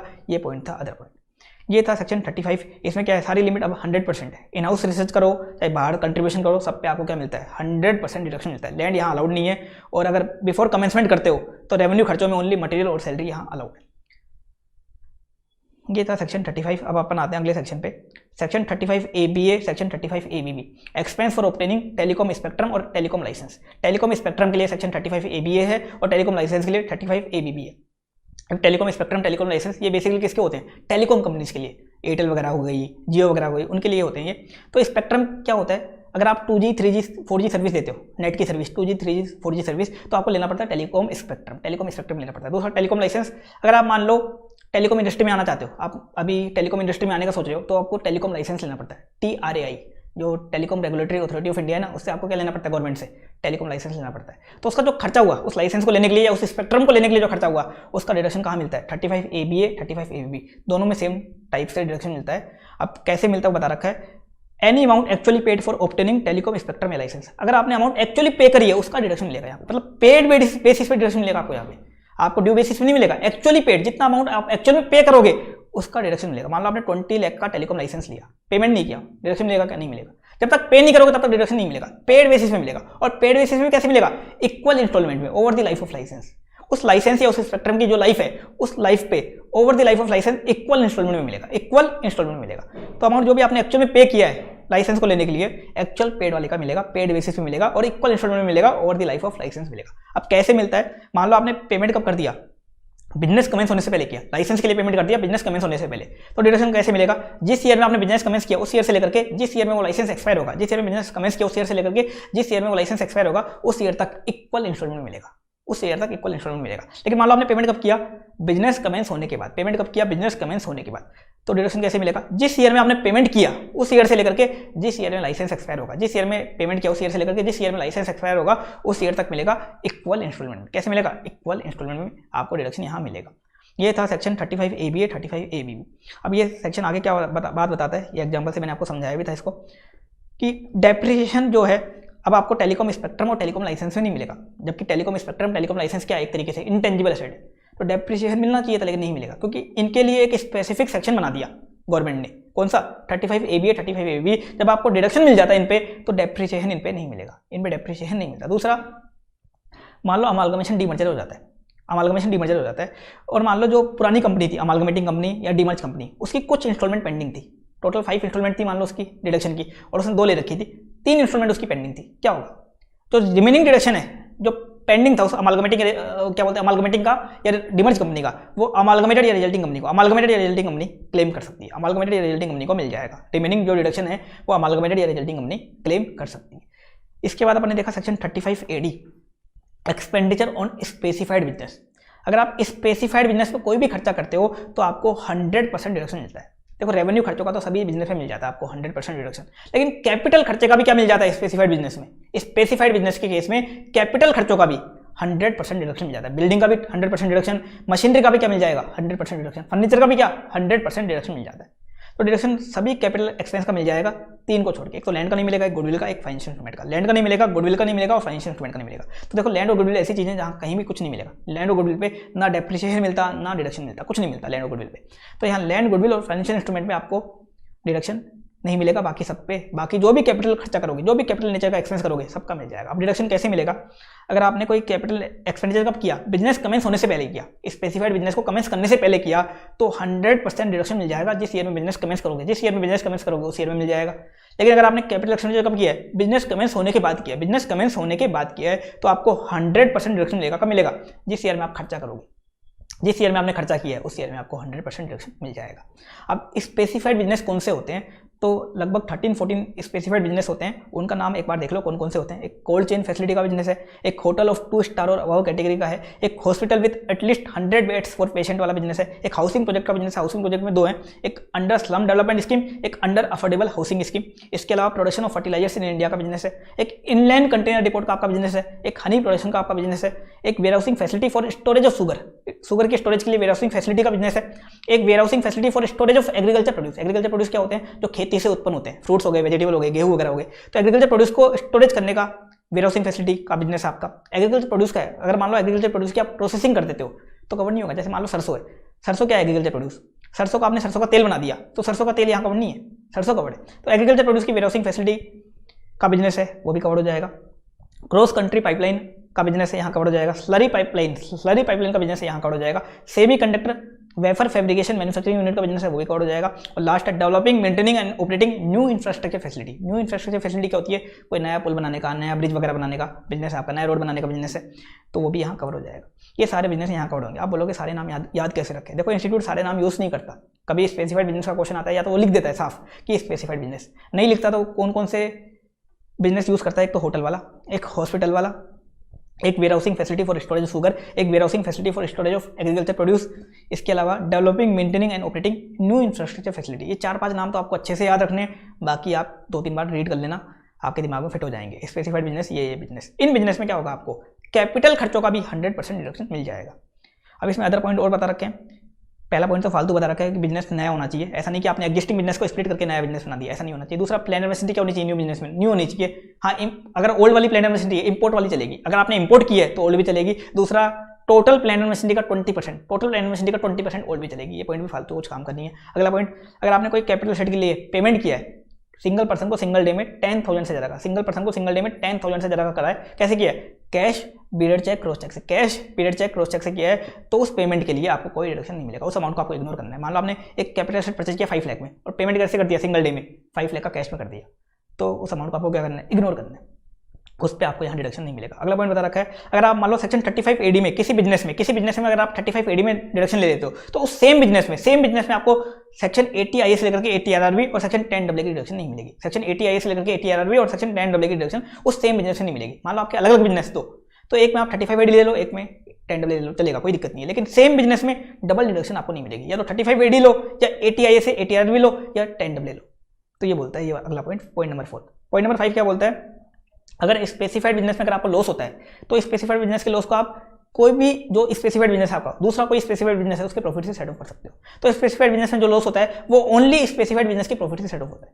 मान लो आपको होटल के बिजनेस में लॉस हो गया, एक होटल के बिजनेस में, दूसरे होटल में प्रॉफिट हो रहा है, तो उससे सेट ऑफ कर सकते हो। मान लो होटल के बिजनेस में आपको लॉस हो रहा है और एक आपका है कोल्ड चेन फैसिलिटी का बिजनेस, उसमें प्रॉफिट हो रहा है, उससे कर सकते हो सेट ऑफ, हाँ कर सकते हो उससे सेट ऑफ। मान लो आपको होटल के बिजनेस में लॉस हो रहा है और आपका एक कपड़ों का बिजनेस है जो नॉन स्पेसिफाइड बिजनेस है, उसे सेट ऑफ कर सकते हो, नहीं कर सकते उससे। तो स्पेसिफाइड बिजनेस का जो लॉस होता है वो ओनली स्पेसिफाइड बिजनेस के प्रॉफिट से सेट ऑफ होता है। अगला बता रखा है, स्पेसिफाइड बिजनेस के लॉस को आप अनलिमिटेड टाइम तक कैरी फॉरवर्ड कर सकते हो, अनलिमिटेड टाइम तक क्या कर सकते हो, कैरी फॉरवर्ड कर सकते हो। अगला एक पॉइंट और बता रखा है इसमें, स्पेसिफाइड बिजनेस के अगर कैपिटल एसेट अगर आप सेल कर देते हो, तो जो भी अमाउंट आपको रिसीव होगी, चाहे 1 रुपया रिसीव हो, चाहे 1 लाख रुपया रिसीव हो, जो भी अमाउंट आपको रिसीव होगी वो पीजीबीपी हेड की आपकी इनकम मानी जाएगी। मान लो आपने एक स्पेसिफाइड बिजनेस का कैपिटल एसेट परचेज किया था 5 लाख में, उसको आपने सेल कर दिया 3 लाख में, तो 3 लाख आपकी क्या बन जाएगी, पीजीबीपी हेड की इनकम बन जाएगी। मान लो आपने उसको 8 लाख का सोल्व कर दिया, 8 लाख क्या बन जाएगी, आपकी पीजीबीपी हेड की इनकम बन जाएगी। और एक पॉइंट और बता रखा है, अगर आप स्पेसिफाइड बिजनेस के कैपिटल सेट को नॉन स्पेसिफाइड बिजनेस में यूज करने लग जाते हो या नॉन स्पेसिफाइड बिजनेस में ट्रांसफर कर देते हो, मान लो आपका स्पेसिफाइड बिजनेस है कोल्ड चेन फैसिलिटी का, उसमें आपने एक मशीनरी खरीदी या एक बिल्डिंग वगैरह थी उसकी बिल्डिंग को आपने अपना दूसरा नॉन स्पेसिफाइड बिजनेस है, कपड़ों का बिजनेस मान लो या कोचिंग का बिजनेस है, उसमें यूज करने लग गया। कब, विदिन 8 ईयर्स आप ऐसा कांड करते हो तो क्या होगा, तो ये बोलते हैं कि उस केस में आपकी पीजीबीपी की इनकम आ जाएगी स्पेसिफाइड बिजनेस में। कितनी आ जाएगी, जो उस असेट का आपको पहले डिडक्शन मिला था, मतलब जो उस असेट की कॉस्ट थी उसका डिडक्शन आपको मिल गया था 100%, वो ले लो और उसमें से क्या लेस कर दो, depreciation for each full previous year up to transfer तक डेप्रिसिएशन लेस कर दो for each full previous year तक। ये आपकी आ जाएगी पीजीबीपी हेड की इनकम आ जाएगी। और जो पीजीबीपी हेड की इनकम आई, यही क्या बन जाएगी, नॉन स्पेसिफाइड बिजनेस जो आपका कोचिंग का या कपड़ों का बिजनेस है, उसके लिए क्या बन जाएगी, एक्चुअल कॉस्ट। क्योंकि दूसरा बिजनेस क्या करेगा, डेप्रिसिएशन क्लेम करेगा, तो उसके लिए एक्चुअल कॉस्ट क्या लोगे, जो आपकी पीजीबीपी हेड की इनकम आई, यही क्या बन जाएगी, उस नॉन स्पेसिफाइड बिजनेस के लिए एक्चुअल कॉस्ट, उसके लिए बन जाएगी एक्चुअल कॉस्ट। और जो स्पेसिफाइड बिजनेस है उसमें क्या निकलेगी, पीजीबीपी की इनकम कितनी निकलेगी, जो आपको डिडक्शन मिला था या कॉस्ट थी एसेट की वो ले लो और उसमें से डेप्रिसिएशन लेस कर दो for each full previous year depreciation less कर दो अप टू ट्रांसफर तक, ये आपकी आ जाएगी पीजीबीपी हेड की इनकम। ये था सेक्शन 35 AD जो अपन ने कंप्लीट कर लिया। अब अपन आते हैं आगे section 35 CCC।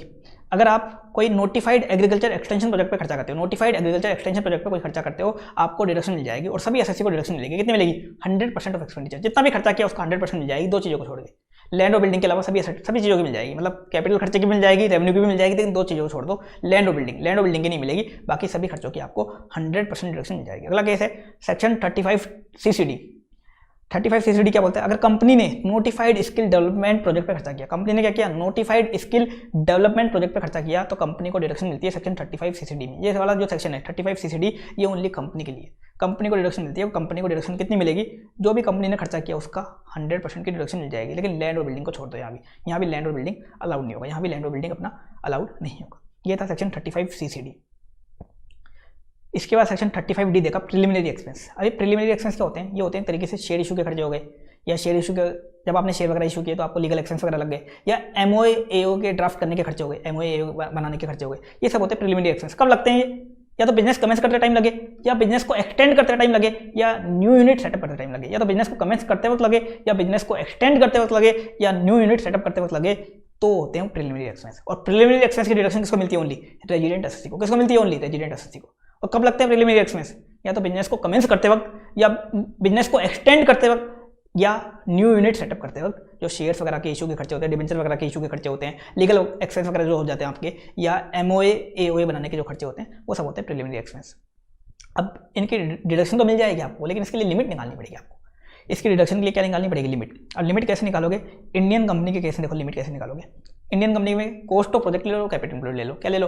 Cost of project और कैपिटल एम्प्लॉयड, इन दोनों में से जो भी हायर है, इंडियन कंपनी का जो भी कॉस्ट ऑफ प्रोजेक्ट और कैपिटल एम्प्लॉयड जो भी हायर है, उसका 5% कर दो। उसका क्या कर दो? 5%। मान लो कॉस्ट ऑफ प्रोजेक्ट है 1 करोड़ और कैपिटल एम्प्लॉयड है 80 लाख, तो 80 लाख और 1 करोड़ का हायर क्या है? 1 करोड़। 1 करोड़ का क्या कर दो? 5%। ये आ गई लिमिट। 1 करोड़ का 5% क्या है? लिमिट 5 लाख आ गई। ये आ गई आपकी लिमिट। कोई और रेजिडेंट एसएससी है इंडियन कंपनी के अलावा, कोई मान लो इंडिविजुअल वगैरह है, तो लिमिट क्या होगी? 5% ऑफ कॉस्ट ऑफ प्रोजेक्ट। क्या होगी? 5% ऑफ कॉस्ट ऑफ प्रोजेक्ट। अब आप बोलोगे cost of project, cost of project वगैरह क्या होते हैं? तो कॉस्ट ऑफ प्रोजेक्ट क्या होता है? फिक्स एसेट में उस कंपनी ने या उस कंपनी ने क्या कर रखा है, उस कंपनी ने उस एसएससी ने क्या कर रखा है? इन्वेस्टमेंट कर रखा है। जितना भी फिक्स एसेट में जो भी उसका इन्वेस्टमेंट है, अगर न्यू बिजनेस का केस है तो न्यू बिजनेस वाला, एक्सटेंशन का केस है तो एक्सटेंड वाला, और न्यू यूनिट का केस है तो न्यू यूनिट वाला, जितना भी फिक्स एसेट का इन्वेस्टमेंट है वो ले लेंगे कॉस्ट ऑफ प्रोजेक्ट में।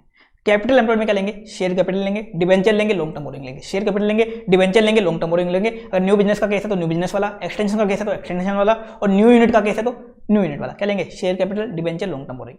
शेयर कैपिटल में ध्यान रखना है, यहाँ पे अपन खाली शेयर कैपिटल लेते हैं, इशूड शेयर कैपिटल लेते हैं, रिजर्व्स एंड सरप्लस नहीं लेते, और शेयर प्रीमियम नहीं लेते। मतलब इक्विटी शेयर कैपिटल जो है वो लेते हैं, रिजर्व्स एंड सरप्लस नहीं लेते, और शेयर प्रीमियम नहीं लेते। जबकि ये भी क्या होते हैं? शेयर कैपिटल का पार्ट होते हैं, लेकिन रिजर्व्स एंड सरप्लस और शेयर प्रीमियम अपन को इग्नोर करना है, वो अपन नहीं लेंगे। अब डिडक्शन की अमाउंट कितनी मिलेगी?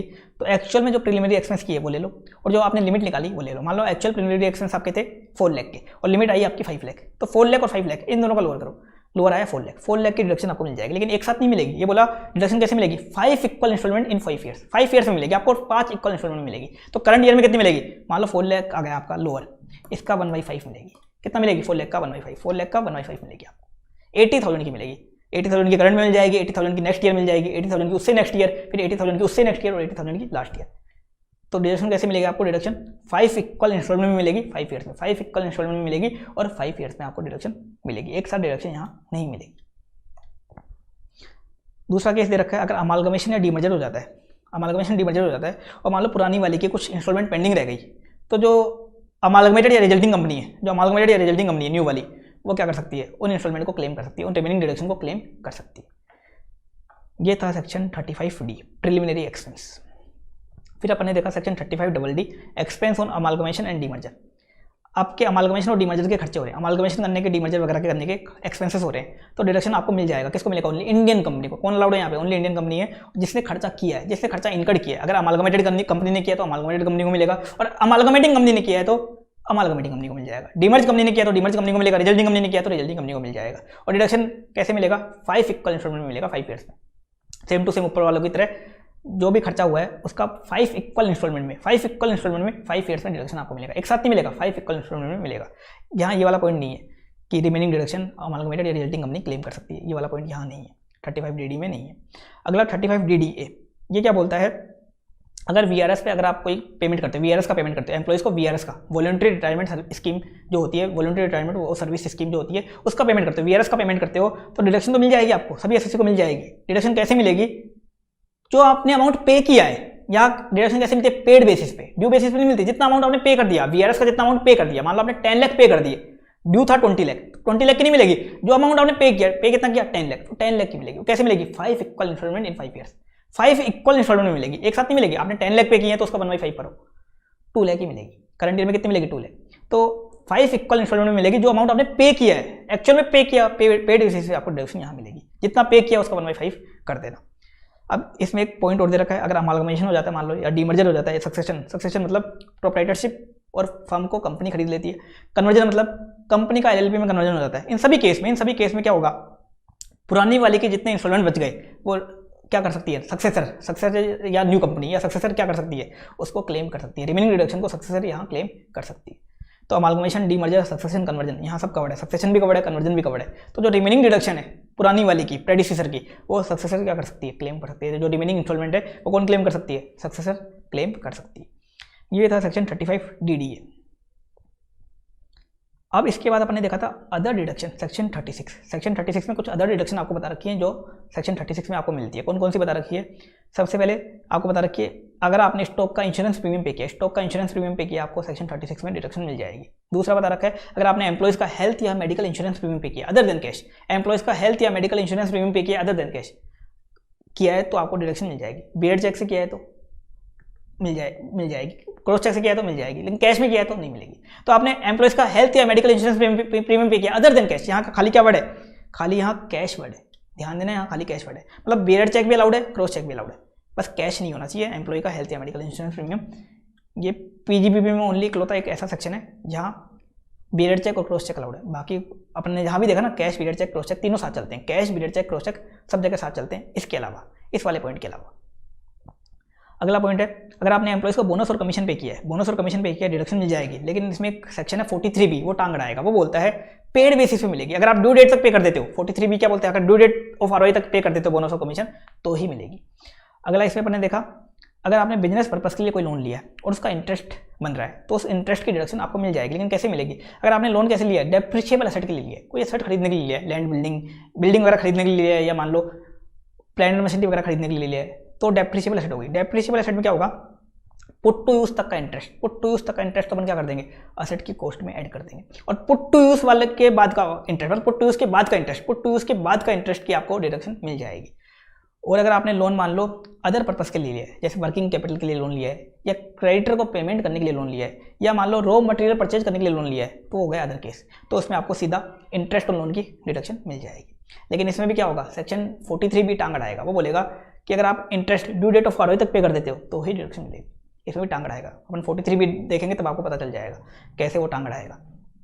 अगला बताया जीरो कूपन बॉन्ड आपने इशू किए तो उसका जो डिस्काउंट था, जीरो कूपन बॉन्ड का जो डिस्काउंट था, उसकी डिडक्शन भी आपको मिल जाएगी, लेकिन कैसे मिलेगी? Over the life of bond. एक साथ नहीं मिलेगी, over the life of bond, जितनी जीरो कूपन बॉन्ड की लाइफ है उसमें over the life of bond आपको उसकी डिडक्शन अलाउड होगी।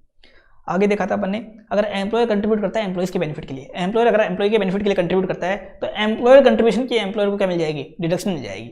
कब मिलेगी बता रखा है इसमें। अगर वो कंट्रीब्यूट कहाँ करता है? स्टैट्यूटरी प्रोविडेंट फंड में करता है, या रिकॉग्नाइज प्रोविडेंट फंड में करता है, या अप्रूव्ड सुपर एन्युएशन फंड में करता है, या अप्रूव्ड ग्रेचुटी फंड में करता है, या कोई एनी अदर फंड में करता है, एज पर लो, कोई एज पर लो कोई फंड बना हुआ जैसे ईएसआई, एम्प्लॉय स्टेट इंश्योरेंस, इन फंड में करता है तो उसको सेक्शन 36 में डिडक्शन मिल जाएगी। लेकिन यहाँ भी 43B टांग अड़ाएगा। वो बोलता है कि एम्प्लॉयर को ड्यू डेट ऑफ आरओआई तक पैसा जमा करवाना पड़ेगा फंड में तो ही मिलेगी।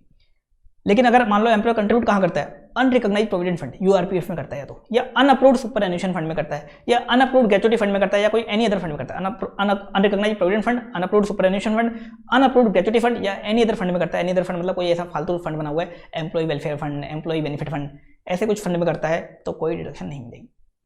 एसपीएफ में करता है, आरपीएफ में करता है, अप्रूव्ड सुपरएन्युएशन फंड में करता है, अप्रूव्ड ग्रेचुटी फंड में करता है, या एज पर लो कोई फंड बना हुआ है, एज पर लो बना हुआ है उसमें करता है तो डिडक्शन मिल जाएगी। लेकिन अनअप्रूव्ड वगैरह में करता है तो डिडक्शन नहीं मिलेगी। अगला है employer contribution in pension scheme under section 80CCD।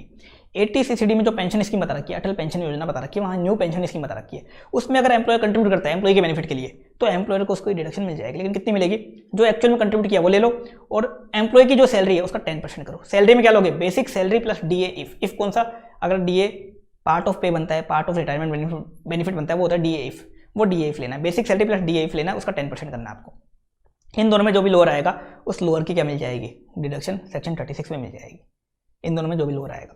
लेकिन इसमें भी 43B बीच में टांग अड़ाएगा। वो बोलता है ड्यू डेट ऑफ आरओआई तक आपको कंट्रीब्यूशन करना पड़ेगा। अगला है employer contribution towards PF ESI superannuation fund. किसके कंट्रीब्यूशन की बात हो रही है? Employer contribution. अब देखो एम्प्लॉय कंट्रीब्यूशन एम्प्लॉय जमा नहीं करवाता, एम्प्लॉयर क्या करता है? एम्प्लॉय की सैलरी में से काट लेता है, एम्प्लॉय की सैलरी में से काट लेता है और उसको जमा करवाता है। अगर एम्प्लॉयर क्या करता है? उस फंड की जो ड्यू डेट है, उस फंड की जो ड्यू डेट है, जैसे मान लो पीएफ है, पीएफ की ड्यू डेट है 15th of next month. PF जमा करवाने की ड्यू डेट क्या है?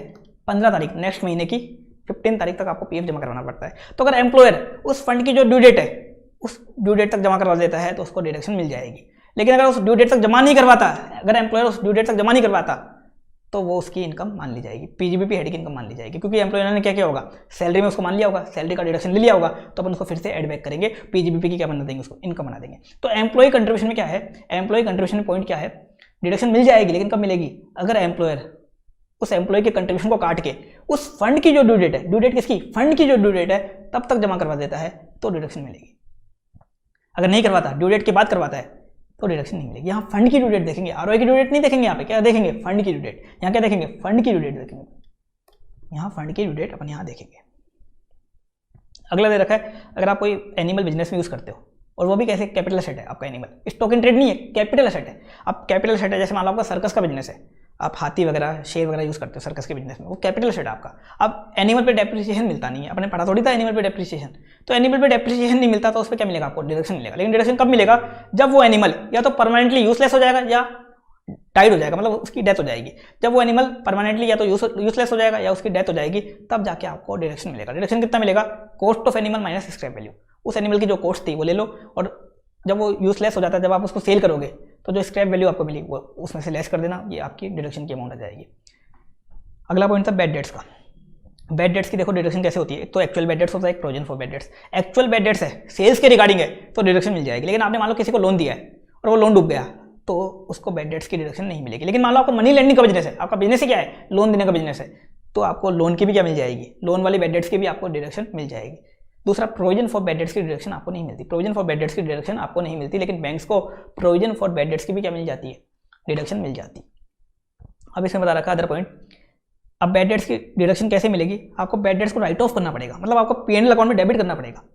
पीएनएल अकाउंट में क्या करना पड़ेगा, डेबिट करना पड़ेगा। जिस ईयर में आप डिडक्शन क्लेम करना चाहते हो उस ईयर में बैड डेट्स को क्या करना पड़ेगा, आपको राइट ऑफ करना पड़ेगा, राइट ऑफ करना पड़ेगा। ऐसा नहीं कि आपने बैड डेट्स बोला कि मेरी बैड डेट्स है, आपको राइट ऑफ करना पड़ेगा। दूसरा, जिस डेट को आप राइट ऑफ कर रहे हो उसको आपने पहले कभी इनकम बनाया था, पहले कभी उसको सेल रिकॉर्ड किया था, पहले आप इनकम बनाया था, तो ही आपको डिडक्शन मिलती है। अब अगला पॉइंट है इसमें रिकवरी ऑफ बैड डेट्स। मान लो आपको बैड डेट्स की रिकवरी होगी बाद में, तो क्या होगा, जो भी रिकवरी हुई आपकी पीजीबीपी हेड में टैक्सेबल हो जाएगी। अब टैक्सेबल कितनी होगी ये ध्यान से देखना, जितना आपने राइट ऑफ नहीं किया था, जितना आपने राइट ऑफ नहीं किया था उसका एक्सेस यहाँ टैक्सेबल होगा। जितना आपने राइट ऑफ नहीं किया था उसका एक्सेस टैक्सेबल होगा। इसको मैं एक एग्जांपल से समझाता हूँ आपको कितना टैक्सेबल होगा। जैसे मान लो 1 लाख की बैड डेट्स थी, आपने पीएनएल में 60,000 राइट ऑफ कर दिए थे, तो डिडक्शन कितनी मिली थी आपको, जितना राइट ऑफ किया पीएनएल में 60,000 की डिडक्शन आपको मिल गई थी। बैड डेट्स 1 लाख की थी, लेकिन आपने राइट ऑफ कितना किया, 60,000 किया। आपको लग रहा था कि 40,000 बाद में कभी आ सकते हैं, तो 40,000 आपने राइट ऑफ नहीं किया। अब क्या हुआ, आपकी मान लो केस 1 में रिकवरी होगी 35,000 की। रिकवरी कितनी होगी, 35,000 की।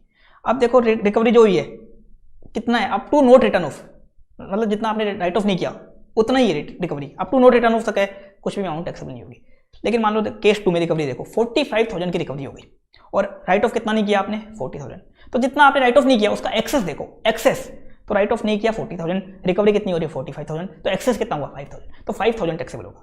पूरी रिकवरी टैक्सेबल नहीं होती, कभी भी पूरी रिकवरी टैक्सेबल नहीं होती। जितना राइट ऑफ नहीं किया, जितना राइट ऑफ नहीं किया उसका एक्सेस क्या होता है, टैक्सेबल होता है। ये इसमें ध्यान से देखना ये एग्जांपल। अब इसमें एक पॉइंट और है, फालतू पॉइंट क्या बता रखा है, ये टैक्सेबल तभी होगा जिस एसएससी ने बैड डेट्स का रिडक्शन लिया है और जो एसएससी उसको रिकवर कर रहा है, दोनों सेम पर्सन है, तो ही टैक्सेबल होगा। मान लो बैड डेट्स का रिडक्शन किसी और ने लिया है, रिकवर कोई और कर रहा है, तो फिर बैड डेट्स की रिकवरी टैक्सेबल होती नहीं है। मान लो बैड डेट्स का डिडक्शन ए लिमिटेड ने लिया है, ए लिमिटेड का मान लो बाद में जाके अमालगमेशन वगैरह हो गया और रिकवर अब उसको बी लिमिटेड कर रही है, तो टैक्सेबल नहीं होगी। ये बता रखा है एक फालतू पॉइंट। अगला था प्रोविजन फॉर बैड डेट्स। देखो बैंक्स को प्रोविजन फॉर बैड डेट्स भी अलाउड होता है। अब अलाउड कितना होता है तो इसमें बता रखा है इंडियन बैंक में schedule bank, unscheduled bank, cooperative bank. Schedule bank, unscheduled bank, cooperative bank, इनको कितना अलाउड होता है, इनकी जो जीटीआई, इनकी जो जीटीआई ग्रोस टोटल इनकम है उसका 8.5%, कितना अलाउड होता है 8.5%, प्लस इनकी जो रूरल ब्रांच है उन्होंने जो एडवांस दे रखे हैं उस एडवांस का 10%, इनकी रूरल ब्रांच ने जो एडवांस दे रखा है उसका 10%, इतना इनको प्रोविजन अलाउड होता है। इसके अलावा फॉरेन बैंक को, state financial corporation, state industrial investment corporation, public financial institution और NBFC. Foreign bank, state financial corporation, state industrial investment corporation, public financial institution और एनबीएफसी, इनको कितना अलाउड है 5% ऑफ जीटीआई। कितना अलाउड है इनको 5% ऑफ जीटीआई तक प्रोविजन अलाउड है। अब जब बैंक्स को प्रोविजन फॉर बैड डेट्स का डिडक्शन मिल जाता है तो एक्चुअल का मिलेगा क्या, हाँ एक्चुअल का मिलेगा, लेकिन पूरा नहीं मिलेगा। जितना इनका एक्चुअल बैड डेट्स प्रोविजन से ज़्यादा है, जितना इन्होंने actual bad debts right of किया है वो प्रोविजन से जितना एक्सेस है उस एक्सेस का मिलेगा। मान लो इनका एक्चुअल बैड डेट्स है 15 करोड़ का, प्रोविजन है 10 करोड़ का, तो कितना मिलेगा 5 का मिलेगा, 15 माइनस 10, क्योंकि प्रोविजन का इनको ऑलरेडी मिल चुका। तो एक्चुअल बैड डेट्स मान लो इनका 12 करोड़ है, प्रोविजन 10 करोड़ है, तो कितना डिडक्शन मिलेगा 2 का मिलेगा। मान लो एक्चुअल बैड डेट्स 8 करोड़ का है, प्रोविजन 10 करोड़ है, मिलेगा क्या, नहीं मिलेगा। तो जितना एक्चुअल वाला प्रोविजन से ज़्यादा है, जितना एक्चुअल वाला प्रोविजन से ज़्यादा है उतना ही मिलेगा एक्चुअल का, उतना ही एक्चुअल का यहाँ इनको डिडक्शन मिलेगा। ये था provision for bad debts of banks. फिर अपन ने देखा अगर आप एम्प्लॉयज़ की फैमिली प्लानिंग पे खर्चा करते हो, एम्प्लॉयज़ की फैमिली प्लानिंग पे खर्चा करते हो तो डिडक्शन मिलता है। यहाँ डिडक्शन किसको मिलता है? ओनली, यहाँ डिडक्शन ओनली कंपनीज को मिलता है। किसको मिलता है? कंपनीज को। कंपनी से एम्प्लॉइज की फैमिली प्लानिंग को प्रमोट करने के लिए खर्चा किया, तो रेवेन्यू खर्चा किया तो 100% डिडक्शन मिल जाएगा। कैपिटल खर्चा किया तो डिडक्शन कितना मिलेगा? 5 इक्वल इंस्टॉलमेंट में मिलेगा 5 ईयर्स में। कैपिटल खर्चा का कितना मिलेगा? 5 इक्वल इंस्टॉलमेंट में मिलेगा 5 ईयर्स में। मान लो कैपिटल खर्चा किया 10 लाख का, तो डिडक्शन एक साथ नहीं मिलेगा, 5 इक्वल इंस्टॉलमेंट में मिलेगा 5 ईयर्स में। 5 इक्वल इंस्टॉलमेंट में 5 ईयर्स में मिलेगा। अब मान लो कोई फैमिली प्लानिंग पे कोई खर्चा अनअब्जॉर्ब्ड रह जाता है, प्रॉफिट कम पड़ जाता है, उसको लेस करने के लिए अनअब्जॉर्ब्ड रह जाता है, तो उसको सेम टू सेम अनअब्जॉर्ब्ड डेप्रिसिएशन जैसा, उसको सेम टू सेम अनअब्जॉर्ब्ड डेप्रिसिएशन जैसा मानेंगे। उसको अपन किसी भी हेड से सेट ऑफ कर सकते हैं सैलरी को छोड़ के, और कितने भी साल तक उसको कैरी फॉरवर्ड कर सकते हैं। मतलब सेम ट्रीटमेंट होगा जो अनअब्जॉर्ब्ड डेप्रिसिएशन का होता है, सेम ट्रीटमेंट किसका होगा? अनअब्जॉर्ब्ड एक्सपेंडिचर ऑन फैमिली प्लानिंग। तो 3 ऐसे खर्चे होते हैं जिनको सेम माना जाता है। एक तो अनअब्जॉर्ब्ड डेप्रिसिएशन, दूसरा unabsorbed capital expenditure on scientific research, और तीसरा unabsorbed expenditure on family planning. कौन कौन सा? अनअब्जॉर्ब्ड डेप्रिसिएशन, दूसरा unabsorbed capital expenditure on scientific research, और तीसरा unabsorbed expenditure on family planning. इन 3 का सेम ट्रीटमेंट होता है। पूरे इनकम टैक्स में क्या होता है? इनका सेम ट्रीटमेंट। अगला बता रखा है कि मान लो अमालगमेशन डीमर्जर हो जाता है, और मान लो कैपिटल नेचर का खर्चा था फैमिली प्लानिंग का, तो डिडक्शन कैसे मिलती है? 5 इक्वल इंस्टॉलमेंट में मिलती है 5 ईयर्स में। अब पुरानी वाली की कुछ इंस्टॉलमेंट पेंडिंग रह गई, वो दो इंस्टॉलमेंट का डिडक्शन ले पाई, और बीच में क्या हो गया? अमालगमेशन डीमर्जर हो गया। तो रिमेनिंग डिडक्शन क्या कर सकती है? अमालगमेटेड और रिजल्टिंग यूनिट, अमालगमेटेड और रिजल्टिंग यूनिट, अमालगमेटेड और रिजल्टिंग यूनिट क्या कर सकती है? रिमेनिंग डिडक्शन को क्लेम कर सकती है। रिमेनिंग डिडक्शन को अमालगमेटेड और रिजल्टिंग यूनिट क्लेम कर सकती है। ये था expense on promotion of family planning of employees. इसके बाद अपन ने देखा, अगर आप मान लो एसटीटी या सीटीटी पे करते हो, सिक्योरिटीज ट्रांजैक्शन टैक्स या कमोडिटीज ट्रांजैक्शन टैक्स पे करते हो, तो आपको डिडक्शन मिलेगी। लेकिन अगर आपकी शेयर्स स्टॉक इन ट्रेड है तो ही मिलेगा। शेयर्स वगैरह जो है, शेयर्स यूनिट्स वगैरह क्या है, स्टॉक इन ट्रेड है तो ही मिलेगा। अपन ने देखा था कैपिटल गेन में आपको एसटीटी वगैरह की डिडक्शन नहीं मिलती। ना तो ट्रांसफर एक्सपेंस मानते हो उसको, और परचेज करते हो, परचेज टाइम भी लगता है तो भी उसको परचेज प्राइस में ऐड नहीं करते। लेकिन अगर मान लो शेयर्स वगैरह आपके क्या है, स्टॉक इन ट्रेड है, शेयर्स वगैरह स्टॉक इन ट्रेड है, तो जो भी आपने एसटीटी सीटीटी पे किया, उसकी आपको डिडक्शन यहाँ सेक्शन 36 के अंदर मिल जाएगी। सेक्शन 36 में आपको उसकी डिडक्शन मिल जाएगी। फिर अपन ने देखा एक फालतू पॉइंट था परचेज ऑफ शुगर केन का। ये क्या बोलता है? मान लो किसी कोऑपरेटिव सोसाइटी ने एक्सपेंस इनकर्ड किया। किसी कोऑपरेटिव सोसाइटी का बिजनेस क्या है? शुगर मैन्युफैक्चरिंग का बिजनेस है। शुगर मैन्युफैक्चरिंग का बिजनेस है, और वो शुगर केन परचेज करती है। शुगर मैन्युफैक्चरिंग के लिए क्या परचेज करती है? गन्ना, शुगर केन परचेज करती है। और किस प्राइस पे परचेज करती है? जो प्राइस गवर्नमेंट ने फिक्स कर रखी है। जो प्राइस गवर्नमेंट ने फिक्स कर रखी है तो उस प्राइस पे या उससे कम प्राइस पे, या तो उस प्राइस पे या उससे कम प्राइस पे परचेज करती है, तो उस कोऑपरेटिव सोसाइटी को सेक्शन 36 का डिडक्शन मिल जाएगा। अगला बता रखा है मार्क टू मार्केट लॉस या expected loss. Mark to market loss होता है आपको, या तो कोई अदर एक्सपेक्टेड लॉस होता है, तो क्या होगा? तो उसका डिडक्शन मिल तो जाएगा, लेकिन एक पर आईसीडीएस मिलेगा। आईसीडीएस क्या बोलता है? एक्चुअल बेसिस पे मिलेगा, एक्सपेक्टेड बेसिस पे नहीं मिलेगा। मतलब जो एक्चुअल में सेटलमेंट होगा, एक्चुअल सेटलमेंट के टाइम जो एक्चुअल लॉस होगा या एक्चुअल प्रॉफिट जो भी होगा, तब मिलेगा आपको डिडक्शन। एक्सपेक्टेड के बेसिस पे डिडक्शन नहीं मिलेगा। आपको लग रहा है कि हाँ लॉस होगा, एक्सपेक्ट कर रहे हो आप, तो डिडक्शन नहीं मिलेगा। अकाउंट्स में तो क्या कर लेते हैं, अगर अपन कोई एक्सपेक्टेड लॉस होता है तो प्रूडेंस कंसेप्ट के अकॉर्डिंग डेबिट कर देते हैं। लेकिन आईसीडीएस क्या बोलता है? मार्क टू मार्केट लॉस और अदर एक्सपेक्टेड लॉस का आपको डिडक्शन कब मिलेगा? एक्चुअल बेसिस पे, एक्चुअल सेटलमेंट के टाइम जब लॉस होगा तब की तब देखी जाएगी। एक्सपेक्टेड बेसिस पे आप लॉस रिकॉग्नाइज नहीं करोगे। ये था सेक्शन 36। ये थे टोटल 14 पॉइंट जो अपन ने इसमें कवर किए। अब अपन देखेंगे सेक्शन 37 जनरल डिडक्शन।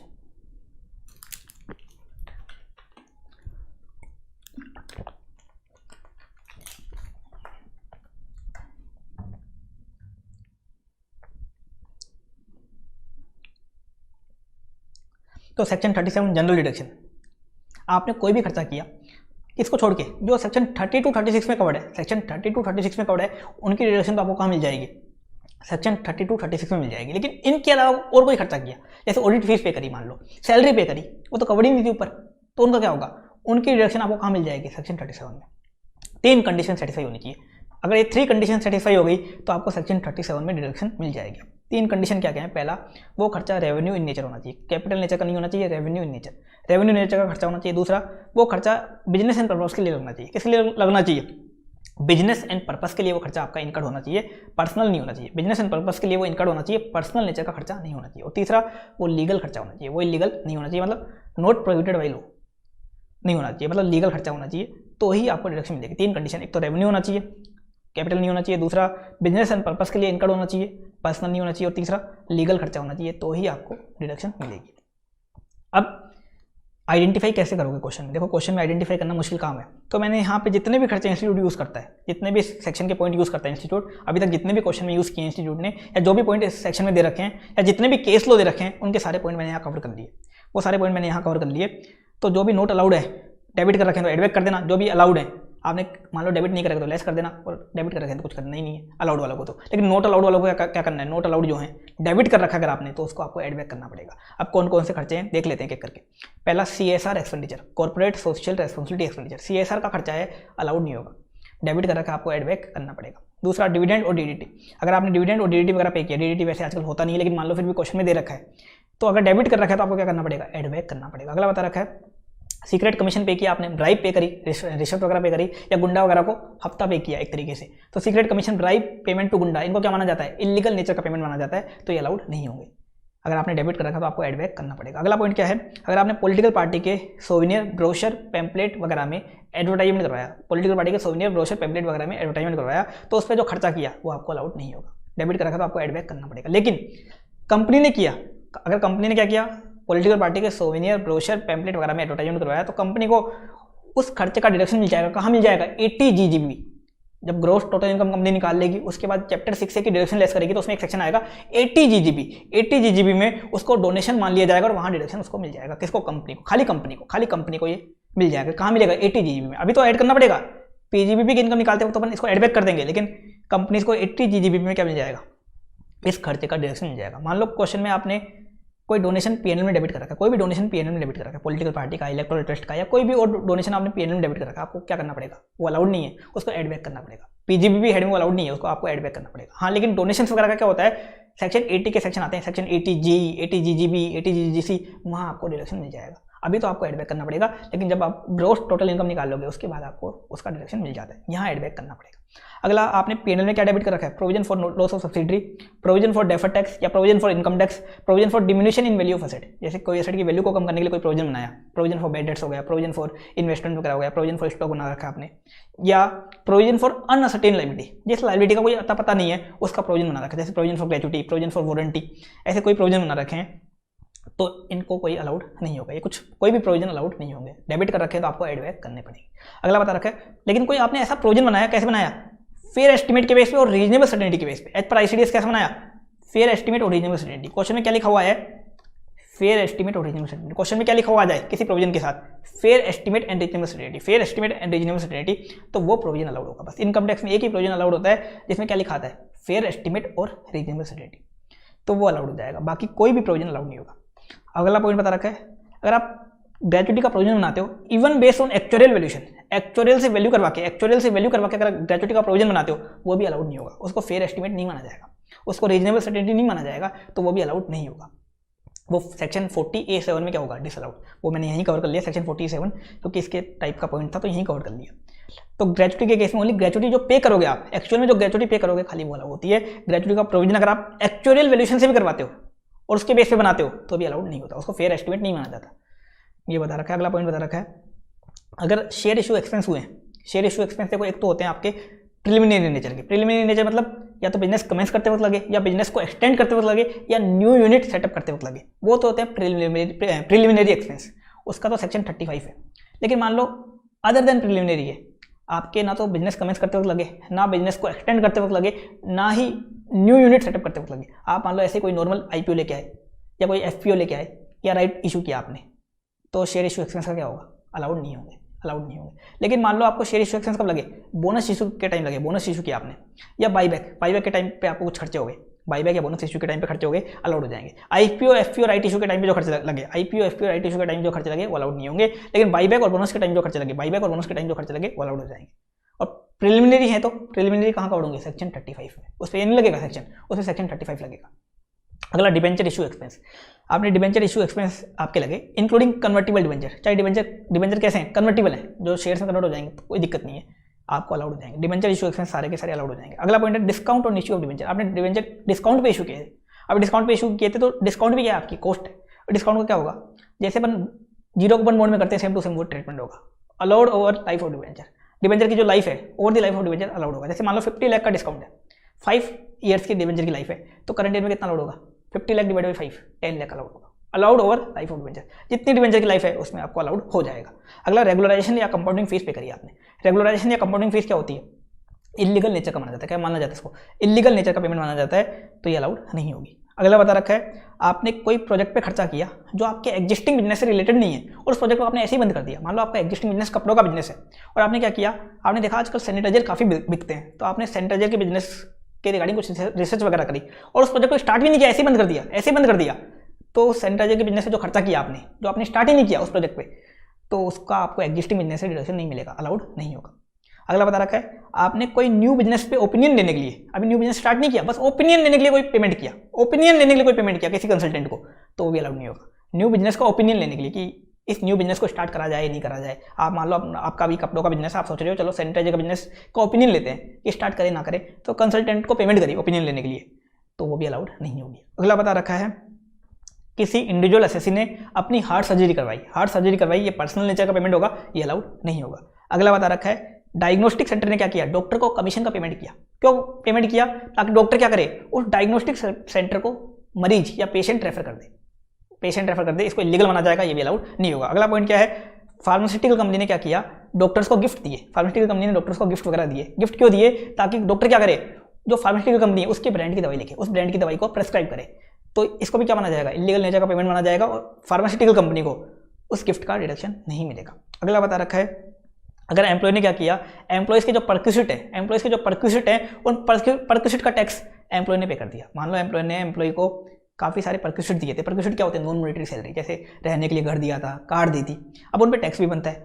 एम्प्लॉयर ज़्यादा ही भला आदमी था, एम्प्लॉय ने क्या किया, बोला कि इनके जो टैक्स भी बनता है वो भी मैं पे करूँगा, तो एम्प्लॉय ने उसका टैक्स पे किया, तो वो टैक्स जो पे किया नॉन मॉनिटरी परक्यूसिट का, वो एम्प्लॉय के हैंड्स में क्या होता है, सैलरी हेड में एग्जेम्प्ट होता है, लेकिन एम्प्लॉयर को उसकी डिडक्शन भी नहीं मिलती, अगला बता रखा है अगर मान लो आपने की मैन इंश्योरेंस पॉलिसी पे कोई प्रीमियम पे किया, तो देखो की मैन इंश्योरेंस पॉलिसी पे अगर आपको अमाउंट रिसीव होती है तो पीजीबीपी हेड में अपन टैक्सेबल कर देते हैं, तो इसका प्रीमियम पे करते हो तो उसकी डिडक्शन आपको यहाँ मिल जाएगी।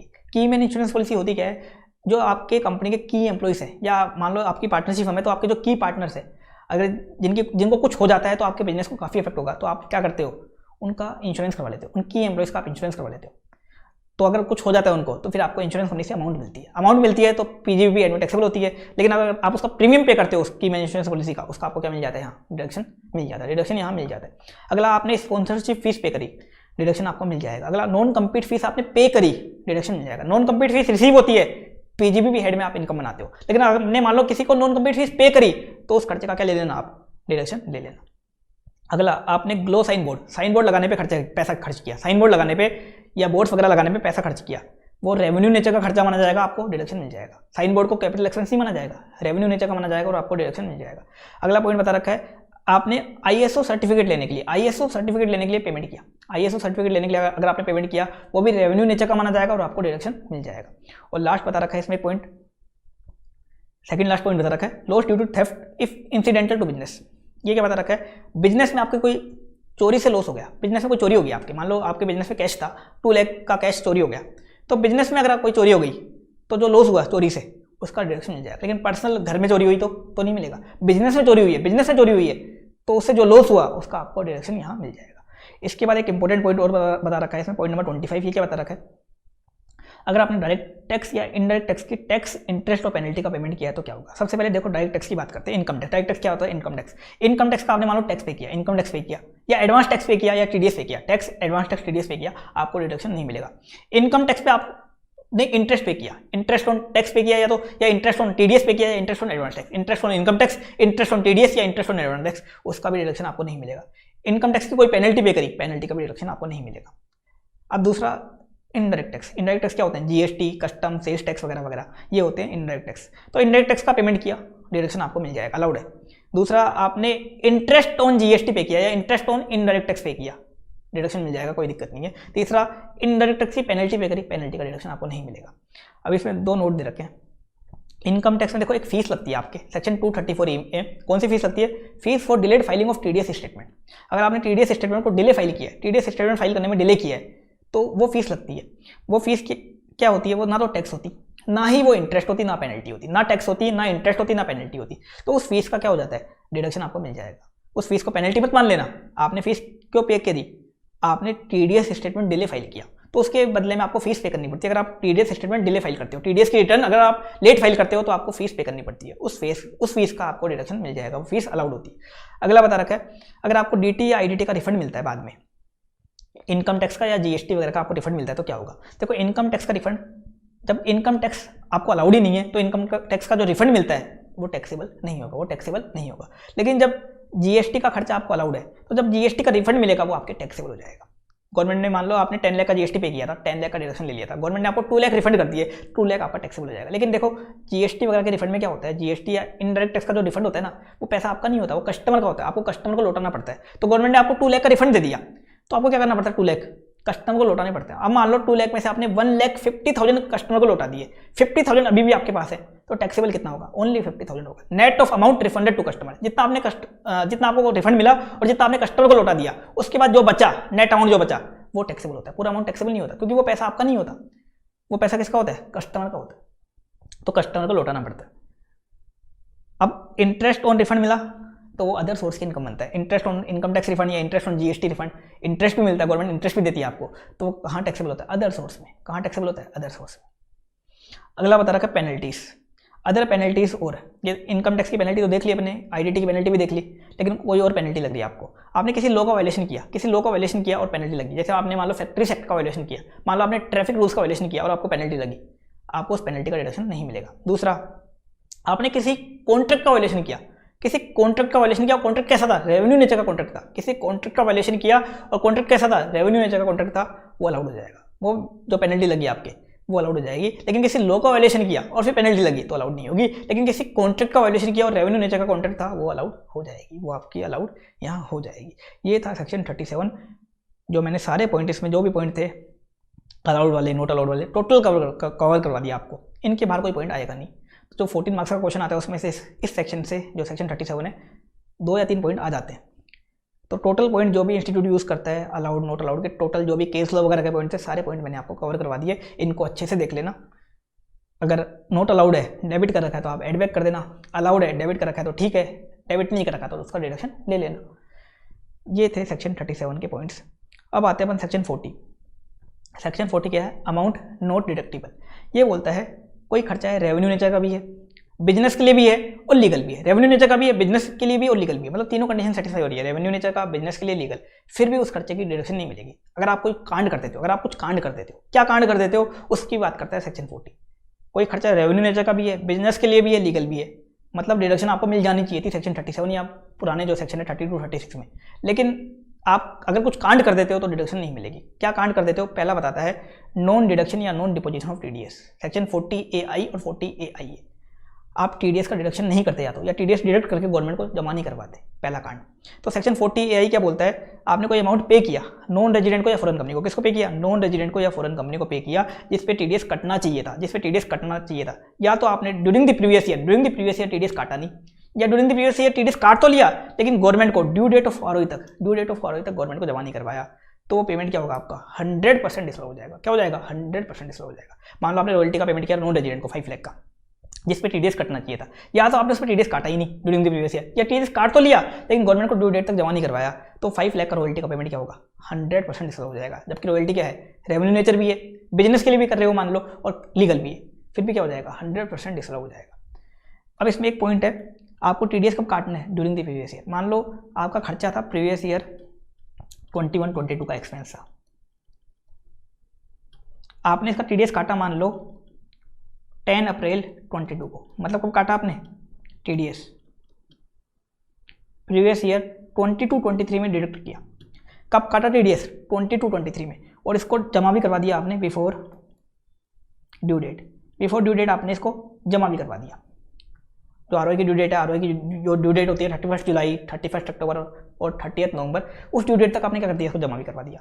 बताओ ये खर्चा आपको प्रीवियस ईयर 21-22 में अलाउ हो जाएगा क्या, नहीं होगा। ये क्या बोलते हैं, during the previous year TDS काटना है आपको। अगर कोई खर्चा ड्यूरिंग द प्रीवियस ईयर का है तो उसी ईयर में टीडीएस कटना चाहिए, जमा चाहे आप ड्यू डेट तक करवा दो, लेकिन उसी ईयर में आपको टीडीएस काटना है। और आपने टीडीएस को काटा यहाँ पे due date, during the previous year नहीं काटा आपने, नेक्स्ट ईयर काटा है टीडीएस, तो अलाउ कब होगा, ये प्रीवियस ईयर 22-23 में अलाउड होगा, 21-22 में अलाउड नहीं होगा। चाहे आपने ड्यू डेट से पहले जमा करवा दिया, लेकिन अलाउड कब होगा भैया, 22-23 में होगा, 21-22 में अलाउड नहीं होगा। तो इस सेक्शन में क्या बोल रखा है, अगर आपने कोई पेमेंट किया जिसपे टीडीएस कटना चाहिए था, किसको, नॉन रेजिडेंट या फॉरेन कंपनी को, लेकिन आपने या तो टीडीएस डिडक्ट नहीं किया या डिडक्ट तो कर लिया लेकिन गवर्नमेंट को ड्यू डेट ऑफ ROE तक जमा नहीं करवाया, तो वो खर्चा आपका 100% डिसअलाउ हो जाएगा। अब अलाउ कब होगा, अगर ऐसा करते हो आप तो अलाउ कब होगा, जिस प्रीवियस ईयर में आप गवर्नमेंट को जमा करवा दोगे, फिर जिस प्रीवियस ईयर में गवर्नमेंट को जमा करवाओगे फिर उस प्रीवियस ईयर में वो खर्चा आपको अलाउ होगा, फिर उस प्रीवियस ईयर में आपको उसका रिडक्शन मिलेगा। अभी तो क्या हो जाएगा 100% डिसअलाउ हो जाएगा। ये था 40AI। 40AI है, ये क्या बोलता है, अगर आपने कोई पेमेंट किया किसको, रेजिडेंट को, ऊपर तो नॉन रेजिडेंट और फॉरेन कंपनी था, 40AI में कौन है, 40AI में कौन कवर्ड है, रेजिडेंट। तो रेजिडेंट कवर्ड है, आपने कोई पेमेंट किया रेजिडेंट को जिस पे TDS कटना चाहिए था, या तो आपने during the previous year TDS deduct नहीं किया, या TDS डिडक्ट तो कर लिया लेकिन गवर्नमेंट को ड्यू डेट ऑफ फॉरवर्ड तक जमा नहीं करवाया, तो वो पेमेंट आपका 30% डिसअलाउ हो जाएगा। पूरा डिसअलाउ नहीं होगा, 30%। मान लो आपने 1 लाख का कमीशन पे किया किसी पर्सन को, किसी रेजिडेंट को, TDS कटना चाहिए था, आपने TDS नहीं काटा, तो डिसअलाउ कितना होगा, 1 लाख डिसअलाउ नहीं होगा, 1 लाख का 30%, 30,000 डिसअलाउ होगा। मान लो आपने 1 लाख डेबिट कर रखा है PNL में, तो आपको 30,000 एडबैक करना है, 30,000 आपको क्या करना है, एडबैक करना है। 30% क्या होगा, डिसअलाउ होगा। अब अलाउ कब होगा, जिस प्रीवियस ईयर में आप फिर गवर्नमेंट को जमा करवा दोगे, तो जो डिसअलाउ हुआ उतना अमाउंट आपको फिर उस प्रीवियस ईयर में अलाउ हो जाएगा। अब इसमें एक नोट और दे रखा है, मान लो आपने कोई अमाउंट पे किया था किसी पेई को, कोई भी पेई है, चाहे वो रेजिडेंट पेई है चाहे नॉन रेजिडेंट पेई है, मान लो आपने कमीशन का पेमेंट किया था, चाहे रेजिडेंट को किया था चाहे नॉन रेजिडेंट को किया था, जिसमें TDS कटना चाहिए था और आपने TDS काटा नहीं, आपने TDS काटा ही नहीं। अब क्या है, वो पेई भला आदमी है, पेई अच्छा आदमी है, उसने क्या किया, उसने अपनी रिटर्न भर दी एक तो उस पेई ने, दूसरा जो उसको आपसे पेमेंट मिला था, मान लो 1 लाख का कमीशन मिला था, उस 1 लाख को उसने अपनी इनकम में दिखा दिया, और तीसरा उस इनकम पे जो टैक्स बनता था वो टैक्स भी पे कर दिया। वो पेई भला आदमी निकला, उसने क्या किया, अपनी रिटर्न भरी, रिटर्न में उस अमाउंट को भी दिखाया, उस इनकम को भी दिखाया जो उसको आपसे मिली थी, और तीसरा उस इनकम पे टैक्स भी पे कर दिया। तो अब जब उसने टैक्स पे कर दिया तो आपको TDS काटने की जरूरत नहीं है। अब TDS आप नहीं काटोगे तो डिडक्शन कैसे मिलेगा, तो ये बोलता है कि जिस प्रीवियस ईयर में वो पेई अपनी रिटर्न फाइल कर देगा, जिस प्रीवियस ईयर में वो पेई अपनी रिटर्न फाइल कर देगा, उस ईयर में फिर आपको डिडक्शन दे देंगे। फिर आप TDS मत काटो, फिर जिस प्रीवियस ईयर में वो पेई अपनी रिटर्न फाइल कर देगा उस ईयर में आपको डिडक्शन मिल जाएगा। ये था एक पॉइंट। अब पेई कौन है, चाहे रेजिडेंट है चाहे नॉन रेजिडेंट, दोनों कवर्ड है यहाँ पे इस नोट के लिए। अगला सेक्शन था 40AIB, non deduction non deposition of equalisation levy. आपने कोई पेमेंट किया किसी नॉन रेजिडेंट को, स्पेसिफाइड सर्विस का पेमेंट, स्पेसिफाइड सर्विस मतलब क्या होती है, ऑनलाइन एडवर्टाइजमेंट वगैरह की सर्विस होती है। तो मान लो आपने फेसबुक को स्पेसिफाइड सर्विस का या ऑनलाइन एडवर्टाइजमेंट का पेमेंट किया जिसपे इक्विलाइजेशन लेवी डिडक्ट होनी चाहिए थी, इक्विलाइजेशन लेवी कटनी चाहिए थी, लेकिन ड्यूरिंग द प्रीवियस ईयर या तो आपने इक्विलाइजेशन लेवी काटी नहीं, या काट तो ली लेकिन गवर्नमेंट को up to due date of ROI तक जमा नहीं करवाई, या तो काट तो ली लेकिन गवर्नमेंट को up to due date of ROI तक जमा नहीं करवाई, तो वो पेमेंट आपका क्या हो जाएगा, 100% डिसअलाउ हो जाएगा। तो कोई पेमेंट किया आपने किसको, नॉन रेजिडेंट को, जिसपे इक्विलाइजेशन लेवी डिडक्ट होनी चाहिए थी, या तो इक्विलाइजेशन लेवी आपने डिडक्ट नहीं करी या डिडक्ट तो कर ली लेकिन गवर्नमेंट को ड्यू डेट ऑफ आरओआई तक जमा नहीं करवाई, तो आपका पेमेंट क्या हो जाएगा, 100% डिसअलाउ हो जाएगा। अब अलाउ कब होगा, जिस प्रीवियस ईयर में आप इक्विलाइजेशन लेवी गवर्नमेंट को जमा करा दोगे उस प्रीवियस ईयर में अलाउ होगा। इक्विलाइजेशन लेवी के रिगार्डिंग ये पॉइंट था 40AIB। अगला था section 40A2, payment to specified persons. अब स्पेसिफाइड पर्सन्स को पेमेंट करते हो, स्पेसिफाइड पर्सन्स कौन होते हैं, आप रिलेटिव्स को पेमेंट करते हो। तो देखो रिलेटिव्स को पेमेंट करते हो तो क्या हो सकता है, AO जो है ना, आपका केस अगर स्क्रूटनी में चला गया तो आपने जो एक्सेसिव पेमेंट किया रिलेटिव को, फेयर मार्केट वैल्यू से जितना एक्सेस पेमेंट किया, फेयर मार्केट वैल्यू से जितना एक्सेस पेमेंट किया रिलेटिव को, वो आपका क्या हो जाएगा, डिसअलाउड हो जाएगा। वो क्या हो जाएगा, एक्सेस वाला पेमेंट डिसअलाउ हो जाएगा। प्रैक्टिकल लाइफ में क्या होता है, अपन तो पूरा डेबिट कर देते हैं, फिर आपका केस स्क्रूटनी में जाता है तो अगर AO को लगता है कि आपने रिलेटिव को एक्सेस पेमेंट किया है तो एक्सेस क्या कर देता है, वो डिसअलाउ कर देता है। लेकिन क्वेश्चन में ऐसा नहीं होगा। क्वेश्चन में आपको दे रखा होगा कि मान लो एक पर्सन है मिस्टर ए, उसने अपने बेटे को पेमेंट किया 5 लाख का, जबकि उस बेटे की, उसका जो बेटा उसकी औकात थी 1 लाख रुपए की। कितनी की औकात थी, 1 लाख रुपीज़ की। मार्केट वैल्यू कितनी थी उस बेटे की, जो बेटे अगर वो किसी और को पेमेंट करता मिस्टर ए, उस सेम चीज़ के लिए, सेम सैलरी के लिए किसी और को पेमेंट करता तो 1 लाख पे करता, लेकिन बेटे को कितना कर दिया, 5 लाख कर दिया। तो फेयर मार्केट वैल्यू 1 लाख है और पेमेंट कितना कर दिया, 5 लाख। एक्सेस कितना कर दिया, 4 लाख। जो एक्सेस वाला पार्ट है 4 लाख, वो आपको क्या करना पड़ेगा, डिसअलाउ करना पड़ेगा, आपको एड बैक करना पड़ेगा। क्वेश्चन में ऐसा आएगा। या मान लो एक क्वेश्चन हो है, मान लो एक कंपनी है ABC लिमिटेड, अपने डायरेक्टर से रॉ मटेरियल परचेज कर रही है, 10 लाख का रॉ मटेरियल परचेज किया, जबकि उसकी फेयर मार्केट वैल्यू थी 8 लाख। 8 लाख के लिए 10 लाख दिया डायरेक्टर को, तो 2 लाख क्या कर देंगे अपन, 2 लाख डिसअलाउ कर देंगे, एड बैक कर देंगे। तो क्वेश्चन में अपन को इस अकॉर्डिंग इसका ट्रीटमेंट करना पड़ेगा। प्रैक्टिकल लाइफ में क्या होता है, AO करता है, लेकिन अपन को क्वेश्चन में दे रखा होगा, अपन खुद ही कर देंगे, खुद ही एड बैक वगैरह कर देंगे। अब स्पेसिफाइड पर्सन कौन कौन माने जाएंगे, रिलेटिव कौन कौन माने जाएंगे वो देख लो। अगर असेसी इंडिविजुअल है तो उसके लिए स्पेसिफाइड पर्सन कौन माने जाएंगे, उस असेसी, उस इंडिविजुअल का स्पाउस एक ब्रदर सिस्टर और एक एनी लीनियर असेंडेंट और descendant of individual. Linear ascendant मतलब उसके पीछे की पीढ़ी मतलब उसके parents, grand parents, great grand parents, और डिसेंडेंट मतलब उसके आगे की पीढ़ी मतलब उसके चिल्ड्रन, ग्रैंड चिल्ड्रन और ग्रेट ग्रैंड चिल्ड्रन, ये रिलेटिव माने जाएंगे। स्पाउस, ब्रदर सिस्टर और एनी लीनियर असेंडेंट और डिसेंडेंट ऑफ इंडिविजुअल, यही माने जाएंगे। जबकि सेक्शन 56 टू 10 में तो लगभग पूरा खानदान कवर था, यहाँ नहीं है। यहाँ कौन कवर है? स्पाउस, ब्रदर, सिस्टर और एनी लीनियर असेंडेंट और डिसेंडेंट ऑफ इंडिविजुअल। दूसरा एचयूएफ, एचयूएफ के केस में रिलेटिव कौन माने जाएंगे? एचयूएफ के मेंबर और मेंबर के रिलेटिव। मेंबर के मतलब मेंबर के जो spouse, brother, sister, linear ascendant, descendant है वो भी एचयूएफ के क्या माने जाएंगे? रिलेटिव माने जाएंगे। तीसरा फर्म, फर्म के लिए रिलेटिव कौन माने जाएंगे? तो पार्टनर ऑफ फर्म, एक तो पार्टनर ऑफ फर्म और दूसरा उन पार्टनर्स के जो रिलेटिव है। पार्टनर्स के रिलेटिव मतलब जो है इंडिविजुअल वाले जो रिलेटिव पार्टनर्स के, वो भी क्या बन जाएंगे? फर्म के रिलेटिव माने जाएंगे। तीसरा एओपीबीवाई, एओपीबीवाई के लिए रिलेटिव होंगे उसके मेंबर और मेंबर के रिलेटिव, मेंबर के रिलेटिव। कंपनी के लिए कंपनी के डायरेक्टर एक तो और डायरेक्टर के रिलेटिव, कंपनी के डायरेक्टर और एक डायरेक्टर के रिलेटिव, वो क्या बन जाएंगे? स्पेसिफाइड पर्सन बन जाएंगे। अब एक लास्ट कॉमन पॉइंट है सभी एसएससी के लिए, इंडिविजुअल के लिए भी है, एचयूएफ के लिए भी है, फर्म के लिए भी, एओपीबीवाई के लिए भी और कंपनी के लिए भी, सभी के लिए कॉमन पॉइंट है सभी एसएससी के लिए। अगर किसी पर्सन का एसएससी के बिजनेस में सब्सटेंशियल इंटरेस्ट है या एसएससी के रिलेटिव के बिजनेस में सब्सटेंशियल इंटरेस्ट है, किसी भी पर्सन का एसएससी के बिजनेस में सब्सटेंशियल इंटरेस्ट है या एसएससी के रिलेटिव के बिजनेस में सब्सटेंशियल इंटरेस्ट है, वो भी एसएससी का क्या माना जाएगा? रिलेटिव माना जाएगा। जैसे मान लो एक कंपनी है बी लिमिटेड, उसका ए लिमिटेड में सब्सटेंशियल इंटरेस्ट है। सब्सटेंशियल इंटरेस्ट मतलब क्या होता है? 20% और मोर शेयर या 20% और मोर वोटिंग पावर।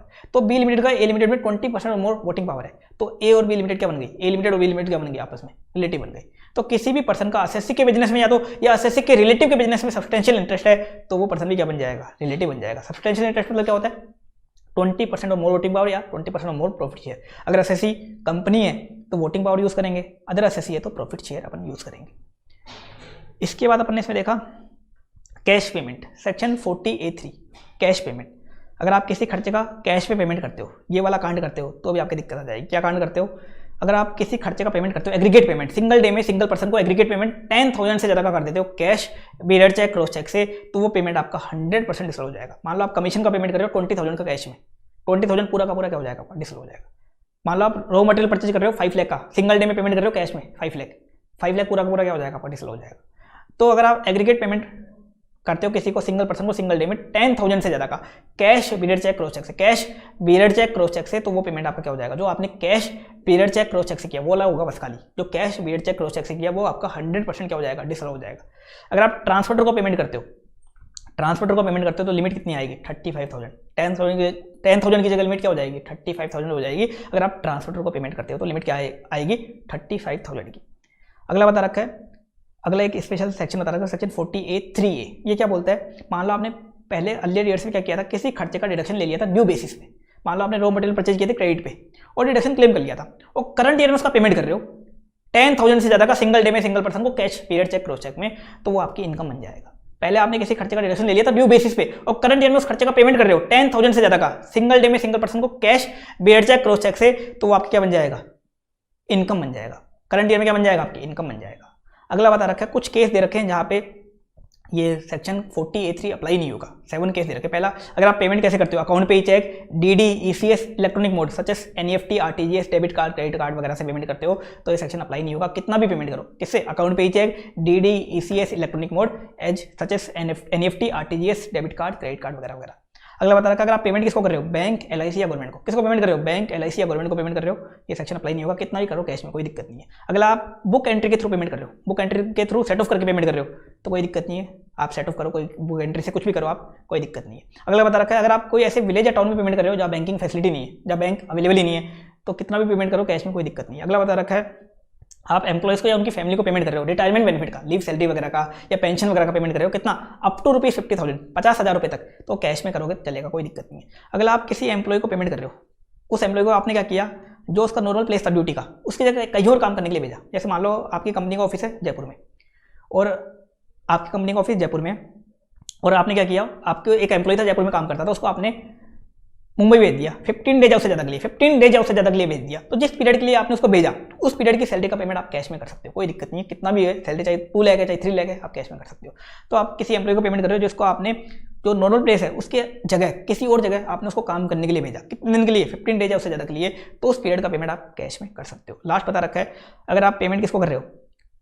एग्रीकल्चर प्रोडक्ट के, फॉरेस्ट प्रोडक्ट के, डेयरी प्रोडक्ट के, फिश प्रोडक्ट के और लाइव स्टॉक के। एग्रीकल्चर प्रोडक्ट के, फॉरेस्ट प्रोडक्ट के, डेयरी प्रोडक्ट के, फिश प्रोडक्ट के और लाइव स्टॉक के प्रोड्यूसर्स और कल्टीवेटर्स को, प्रोड्यूसर्स और कल्टीवेटर को पेमेंट कर रहे हो तो कितना भी पेमेंट करो कैश में, कोई दिक्कत नहीं है। मतलब आप किसान को पेमेंट कर रहे हो या किसी मछुआरे को पेमेंट कर रहे हो, कितना भी करो कोई दिक्कत नहीं। लेकिन मिडिलमैन और ट्रेडर यहाँ कवर नहीं है। मतलब बिचौलियों को पेमेंट करते हो या जो आड़ती होते हैं, आड़तियों को पेमेंट करते हो, ट्रेडर को पेमेंट करते हो, तो कैश अलाउड नहीं है।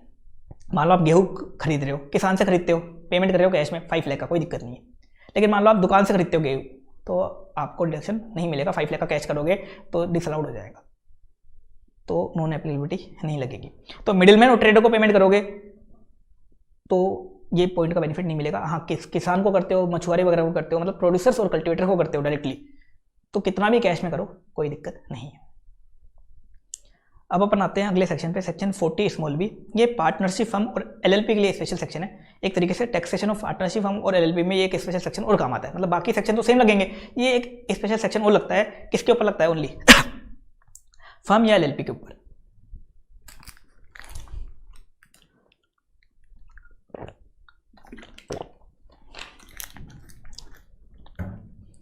फर्म या एलएलपी के ऊपर एक सेक्शन लगता है 40B।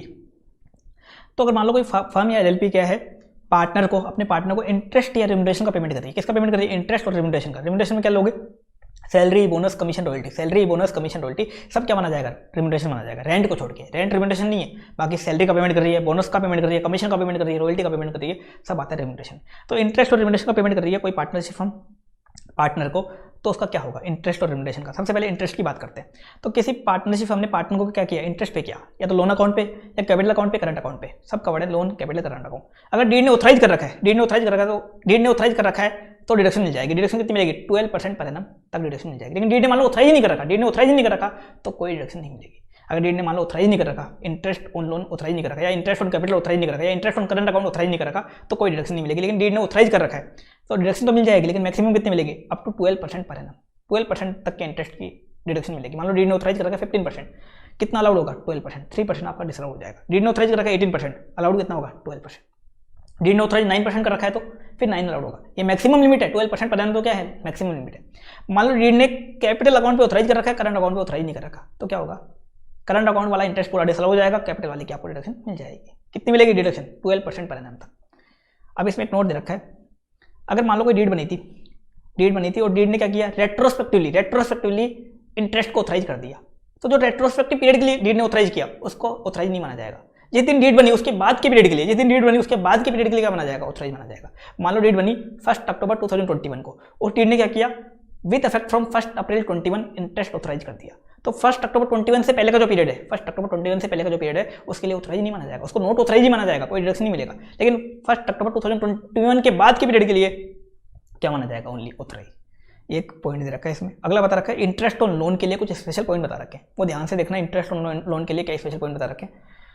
देखो, मान लो एक फर्म है, उसमें 3 पार्टनर है, राम, श्याम और एक मोहन एचयूएफ पार्टनर है। मोहन एचयूएफ मतलब एक एचयूएफ पार्टनर है। इस मोहन एचयूएफ को इस फर्म में, इसका कर्ता जो है, इस मोहन एचयूएफ का कर्ता है मोहन रिप्रेजेंट कर रहा है। मोहन क्या कर रहा है? रिप्रेजेंट कर रहा है। मतलब मोहन इसमें पार्टनर नहीं है, मोहन एचयूएफ पार्टनर है। अब मोहन जो रिप्रेजेंट कर रहा है, ये क्या बन गया? इसको क्या बोलते हैं? Partner in representative capacity. इस मोहन को क्या बोलते हैं? ये एक्चुअल पार्टनर नहीं होता, ये इसको बोलते हैं पार्टनर इन रिप्रेजेंटेटिव कैपेसिटी। ये मोहन एचयूएफ के बिहाफ पे मोहन एचयूएफ को क्या कर रहा है? रिप्रेजेंट कर रहा है फर्म। मोहन एचयूएफ को क्या कर रहा है? रिप्रेजेंट कर रहा है। तो मोहन क्या बन गया? Partner in representative capacity. अब मान लो फर्म क्या करती है? लोन लेती है राम से, श्याम से या मोहन एचयूएफ से, या मोहन एचयूएफ से, और इंटरेस्ट का पेमेंट करती है इनको। किसको? राम को, श्याम को, मोहन एचयूएफ को। वो तो लिमिट में आ जाएगा, 12% वाली लिमिट में आ जाएगा। लेकिन मान लो फर्म ने क्या किया? लोन लिया मोहन से, जो पार्टनर को कौन था? रिप्रेजेंटेटिव कैपेसिटी में पार्टनर था, जो एक्चुअल पार्टनर नहीं था, जो मोहन एचयूएफ को रिप्रेजेंट कर रहा था। फर्म ने लोन किससे लिया?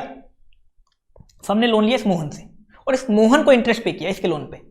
मोहन से लोन लिया और मोहन को इंटरेस्ट पे किया। मोहन ने अपनी पर्सनल कैपेसिटी में फर्म को लोन दिया, और फर्म ने क्या किया? मोहन को इंटरेस्ट पे किया। तो इस वाले इंटरेस्ट पे कोई लिमिट नहीं लगेगी। चाहे 18% से क्या हो, चाहे 15% से क्या हो, चाहे 20% से क्या हो, कोई लिमिट नहीं लगेगी, पूरा अलाउड हो जाएगा। तो अगर कोई फर्म क्या करती है? पार्टनर है कोई इंडिविजुअल जो रिप्रेजेंटेटिव कैपेसिटी में पार्टनर है, एक्चुअल पार्टनर नहीं है, रिप्रेजेंटेटिव कैपेसिटी में पार्टनर है, उससे लोन लेती है और उसको इंटरेस्ट पे करती है, तो उस पर कोई लिमिट नहीं लगेगी, पूरा इंटरेस्ट अलाउड हो जाएगा। पहला केस। दूसरा केस देखो, एक फर्म है जिसमें 3 पार्टनर है, 3 नॉर्मल पार्टनर है। कौन कौन? Partner mister A, mister B, mister C. अगर मान लो ये firm mister A, mister B और मिस्टर सी से लोन लेती और इनको इंटरेस्ट पे करती तो लिमिट लग जाती। लेकिन मान लो फर्म ने क्या किया? मिस्टर सी की वाइफ है मिसेस सी वाइफ है, मिसेस सी से लोन लिया। फर्म ने मिसेस सी से लोन लिया, और इस लोन का इंटरेस्ट फर्म क्या कर रही है? मिस्टर सी को दे रही है, और मिस्टर सी को बोल रही है कि ये ले तेरी वाइफ के लोन का इंटरेस्ट, तू अपनी वाइफ को पकड़ा देना। तो फर्म क्या कर रही है? पार्टनर को इंटरेस्ट पे कर रही है, क्यों? किसी और के बेनिफिट के लिए या किसी और को देने के लिए, किसी और के बेनिफिट के लिए या किसी और को देने के लिए, तो उस पर भी लिमिट नहीं लगेगी। तो कुल मिला के क्या बात है, अगर फर्म अपने पार्टनर से लोन लेती है और पार्टनर्स को इंटरेस्ट पे करती है, कौन से पार्टनर? Actual partner. फर्म अपने एक्चुअल पार्टनर से लोन लेती है और एक्चुअल पार्टनर को इंटरेस्ट पे करती है, तो ही वो लिमिट में कवर होगा, नहीं तो लिमिट में नहीं आएगा, वो पूरा का पूरा अलाउड हो जाएगा, वो पूरा का पूरा अलाउड हो जाएगा, वो पूरा का पूरा क्या हो जाएगा? अलाउड हो जाएगा। अब आप बोलोगे लोन पे क्यों आता है पॉइंट? देखो इंटरेस्ट ऑन कैपिटल और इंटरेस्ट ऑन करंट अकाउंट, वो तो मेनली किसका होता है? पार्टनर का ही होता है, वो तो एक्चुअल पार्टनर का ही होता है, तो वो तो पार्टनर का, वो तो लिमिट में आएगा ही अपने आप ही। लेकिन लोन वाला केस, अगर फर्म किसी थर्ड पार्टी से लोन ले रही है जो एक्चुअल पार्टनर नहीं है, एक्चुअल पार्टनर नहीं है, तो थर्ड पार्टी से जो लोन ले रही है वो इस लिमिट में नहीं आएगा, 12% वाली लिमिट में नहीं आएगा, फिर उसको कितना भी इंटरेस्ट पे करो कोई दिक्कत नहीं। ये थे स्पेशल पॉइंट, मैंने आपको समझा दिए। अब आ जाते हैं, अगर पार्टनरशिप फर्म पार्टनर को रिम्यूनरेशन का पेमेंट कर रही है, सैलरी बोनस कमीशन रॉयल्टी का पेमेंट कर रही है, रिम्यूनरेशन मतलब सैलरी बोनस कमीशन रॉयल्टी का पेमेंट कर रही है, डीड ने ऑथराइज नहीं कर रखा, कोई डिडक्शन नहीं मिलेगा, पूरा का पूरा डिसअलाउ हो जाएगा। डीड ने ऑथराइज कर रखा है, पेमेंट किसको कर रही है? नॉन वर्किंग पार्टनर को, नॉन वर्किंग पार्टनर को पेमेंट कर रही है तो कोई डिडक्शन नहीं मिलेगा, लेकिन वर्किंग पार्टनर को पेमेंट कर रही है डिडक्शन मिलेगा। पार्टनरशिप फर्म को कितना मिलेगा? तो एक लिमिट निकालेंगे अपन, और लिमिट को किससे कंपेयर करेंगे? जो भी वर्किंग पार्टनर को टोटल पेमेंट जा रहा है, जो भी वर्किंग पार्टनर को टोटल पेमेंट जा रहा है, टोटल रिम्यूनरेशन सभी वर्किंग पार्टनर का टोटल करेंगे, टोटल जितना भी आपने पीएनएल में डेबिट कर रखा है उसका टोटल कर लेंगे और उन दोनों को कंपेयर करेंगे, लिमिट और टोटल पेमेंट। इन दोनों का जो भी लोअर आएगा, इन दोनों का जो भी लोअर आएगा उसका रिडक्शन मिल जाएगा। अब total payment to all working partner में एक पॉइंट और देखो, ऊपर आओ। मान लो ये वाला केस है, फर्म के 3 पार्टनर, राम श्याम मोहन एचयूएफ। राम श्याम तो यहाँ वर्किंग पार्टनर है, मोहन एचयूएफ तो एक एचयूएफ है, एक एचयूएफ एंटिटी है, वो क्या वर्किंग करेगी? अब मोहन एचयूएफ के बिहाफ पे काम कौन कर रहा है? मोहन काम कर रहा है। कौन काम कर रहा है? मोहन, जो उस एचयूएफ को रिप्रेजेंट कर रहा है। मोहन कौन है यहाँ पे? Partner in representative capacity. Mohan कौन है यहाँ पे? पार्टनर इन रिप्रेजेंटेटिव कैपेसिटी है। अब फर्म मान लो इसको रिम्यूनरेशन पे करती है, मोहन को रिम्यूनरेशन, ये भी लिमिट में आएगा क्या? हाँ, ये भी लिमिट में आएगा, ये भी लिमिट में आएगा, ये भी उस लिमिट में आ जाएगा। टोटल पेमेंट इसको भी किया है तो टोटल पेमेंट लेंगे और लिमिट से कंपेयर करेंगे, ये भी उस लिमिट में आ जाएगा। ऐसा नहीं कि इसको फुल्ली अलाउड हो जाएगा, ये भी उस लिमिट में कवर्ड होगा। अगर फर्म क्या कर रही है? इस मोहन को पेमेंट कर रही है, ये एक्चुअल पार्टनर नहीं है, क्या है? पार्टनर इन रिप्रेजेंटेटिव कैपेसिटी है, तो ये भी क्या आ जाएगा? लिमिट में आ जाएगा, क्योंकि ये वर्किंग कर रहा है, उस एचयूएफ की बिहाफ पे वर्किंग है, तो वर्किंग पार्टनर हो गया, ये भी क्या आ जाएगा? लिमिट में आ जाएगा। लिमिट में आ जाएगा तो लिमिट और total payment to all working partner including partner in representative capacity उसको भी ले लेंगे और इन दोनों का लोअर करेंगे, लोअर का डिडक्शन मिल जाएगा। अब इसमें भी एक नोट है, नोट क्या है? अगर मान लो डीड ने क्या किया? ऑथराइज किया रिम्यूनरेशन को रेट्रोस्पेक्टिवली, तो जिस दिन डीड बनी उसके बाद के पीरियड के लिए ऑथराइज माना जाएगा, उसके पहले के पीरियड के लिए ऑथराइज नहीं माना जाएगा। और दूसरा केस, लिमिट कैसे निकालोगे? देखो लिमिट निकालने के लिए आपको पहले तो निकालना पड़ेगा बुक प्रॉफिट। बुक प्रॉफिट के 2 टुकड़े करने पड़ेंगे, एक तो first 3 lakh of book profit और एक बैलेंस बुक प्रॉफिट। एक फर्स्ट 3 लाख बुक प्रॉफिट, एक balance book profit. First 3 lakh book profit में क्या करना पड़ेगा आपको? उसका 90% करना पड़ेगा, 90% ऑफ बुक प्रॉफिट, और उसको 1,50,000 से कंपेयर करो। 90% ऑफ बुक प्रॉफिट करो और 1,50,000 से कंपेयर करो, दोनों का क्या ले लो? हायर ले लो, दोनों में से हायर ले लो। दूसरा बैलेंस बुक प्रॉफिट जो बच गया उसका कर दो 60%, उसका 60% कर दो और इन दोनों को ऐड कर दो। एक तो 90% ऑफ बुक प्रॉफिट और 1.5 लाख विच एवरेज हायर, और दूसरा 60% ऑफ बैलेंस ऑफ प्रॉफिट, इन दोनों को ऐड कर दो, ये आ जाएगी आपकी लिमिट। लॉस आता है, अगर लॉस है, बुक प्रॉफिट नहीं है, बुक लॉस है, तो लिमिट हमेशा क्या आएगी? 1.5 लाख आएगी, क्योंकि लॉस का आप 90% करोगे तो नेगेटिव रहेगा, नेगेटिव को आप 1.5 लाख से कंपेयर करोगे, हायर क्या आएगा? 1.5 लाख आएगा। तो लॉस के केस में हमेशा 1.5 लाख की लिमिट आती है। बाकी कैसे करेंगे अपन? फर्स्ट 3 लाख बुक प्रॉफिट का 90% कर दो, 150 से कंपेयर करो, उन दोनों का हायर ले लो, और बैलेंस बुक प्रॉफिट का क्या करो? 60% करो, अगर बैलेंस बुक प्रॉफिट है तो, और आपकी आ जाएगी लिमिट। अब लिमिट आ गई, लिमिट को किससे कंपेयर करना आपको? Total payment to all working partner, इन दोनों में जो भी लोअर आएगा उसका आपको डिडक्शन मिल जाएगा। अब बुक प्रॉफिट क्या होता है? देखो बुक प्रॉफिट कुछ स्पेशल नहीं होता, जो आप एज पर इनकम टैक्स से प्रॉफिट निकालते हो। कैसे निकालते हो? अकाउंट्स का प्रॉफिट उठाते हो, 3 चीज़ें ऐड करते हो, 3 चीज़ें लेस करते हो, वो आता है profit as per income tax act. वो सब काम करना है आपको, बस एक चीज़ और करनी है। Profit as per income tax act जो निकाला उसमें आपने जो पीएनएल अकाउंट में जो रेम्यूनरेशन डेबिट कर रखा है, जितना भी पार्टनर को रेम्यूनरेशन पे किया था आपने, सैलरी का, बोनस का, कमीशन का, रॉयल्टी का, जितना भी डेबिट कर रखा है पूरा का पूरा एड बैक कर दो। जितना भी डेबिट कर रखा है टोटल पेमेंट पूरा का पूरा एड बैक कर दो। एड बैक क्यों करते हैं? उसका डिडक्शन तो अपन निकाल रहे हैं अभी, उसका डिडक्शन तो अपन निकाल रहे हैं, तो जो डेबिट कर रखा है पूरा का पूरा एड बैक कर दो। तो इसको क्या बोलते हैं? बुक प्रॉफिट को पीजीबीवी बिफोर रिम्यूनरेशन। क्या बोलते हैं? पीजीबीवी बिफोर रिम्यूनरेशन। अब इसमें एक चीज़ स्पेशल है, अगर क्वेश्चन में आपको अनअब्जॉर्ब्ड डेप्रिसिएशन दे रखा है, अनअब्जॉर्ब्ड डेप्रिसिएशन दे रखा है, तो उसको जरूर लेस कर देना, उसको लेस करना पड़ेगा, तब आएगा बुक प्रॉफिट। क्यों लेस करना पड़ेगा? बुक प्रॉफिट का जो डेफिनेशन है वो बोलती है कि profit calculated as per section 32 section 43D of income tax act. अब जो अनअब्जॉर्ब्ड डेप्रिसिएशन का सेक्शन होता है वो होता है 32(2). क्या होता है? 32(2). वैसे अनअब्जॉर्ब्ड डेप्रिसिएशन कहाँ आता है? सेट ऑफ वाले चैप्टर में आता है, लेकिन इसका सेक्शन क्या होता है? 32(2). तो इसको अगर दे रखा है क्वेश्चन में, तो अनअब्जॉर्ब्ड डेप्रिसिएशन को अपन सेट ऑफ कर सकते हैं, तो इसको सेट ऑफ करना पड़ेगा आपको, इसको लेस करना पड़ेगा, इसको लेस करना पड़ेगा। लेकिन मान लो क्वेश्चन में आपको बिजनेस लॉस दे रखा है, तो लेस करोगे क्या? वो लेस मत करना, बिजनेस लॉस अभी लेस नहीं होगा। क्यों लेस नहीं होगा? वो सेक्शन 72 में कवर्ड है। और बुक प्रॉफिट क्या बोलता है? Profit calculated as per section 32 section 43D। तो 43D तक बात करता है बुक प्रॉफिट। तो अर्नब जो डेप्रिसिएशन कभी भी क्वेश्चन में आ जाए तो इसको लेस जरूर कर देना, तब जाके आएगा आपका बुक प्रॉफिट। बुक प्रॉफिट आ गया इस सेक्शन के अकॉर्डिंग, तो आप आराम से लिमिट वगैरह निकाल सकते हो। अब पार्टनरशिप फर्म के रिगार्डिंग कुछ अदर पॉइंट और बता रखे हैं। पहला पॉइंट क्या बता रखा है, अगर कोई पार्टनरशिप फर्म पार्टनर को इंटरेस्ट और रेम्यूनरेशन पे करती है तो उस पर कभी भी सेक्शन 48(2) अप्लाई नहीं होगा। 48(2) देखा था ना मैंने, पेमेंट टू स्पेसिफाइड पर्सन।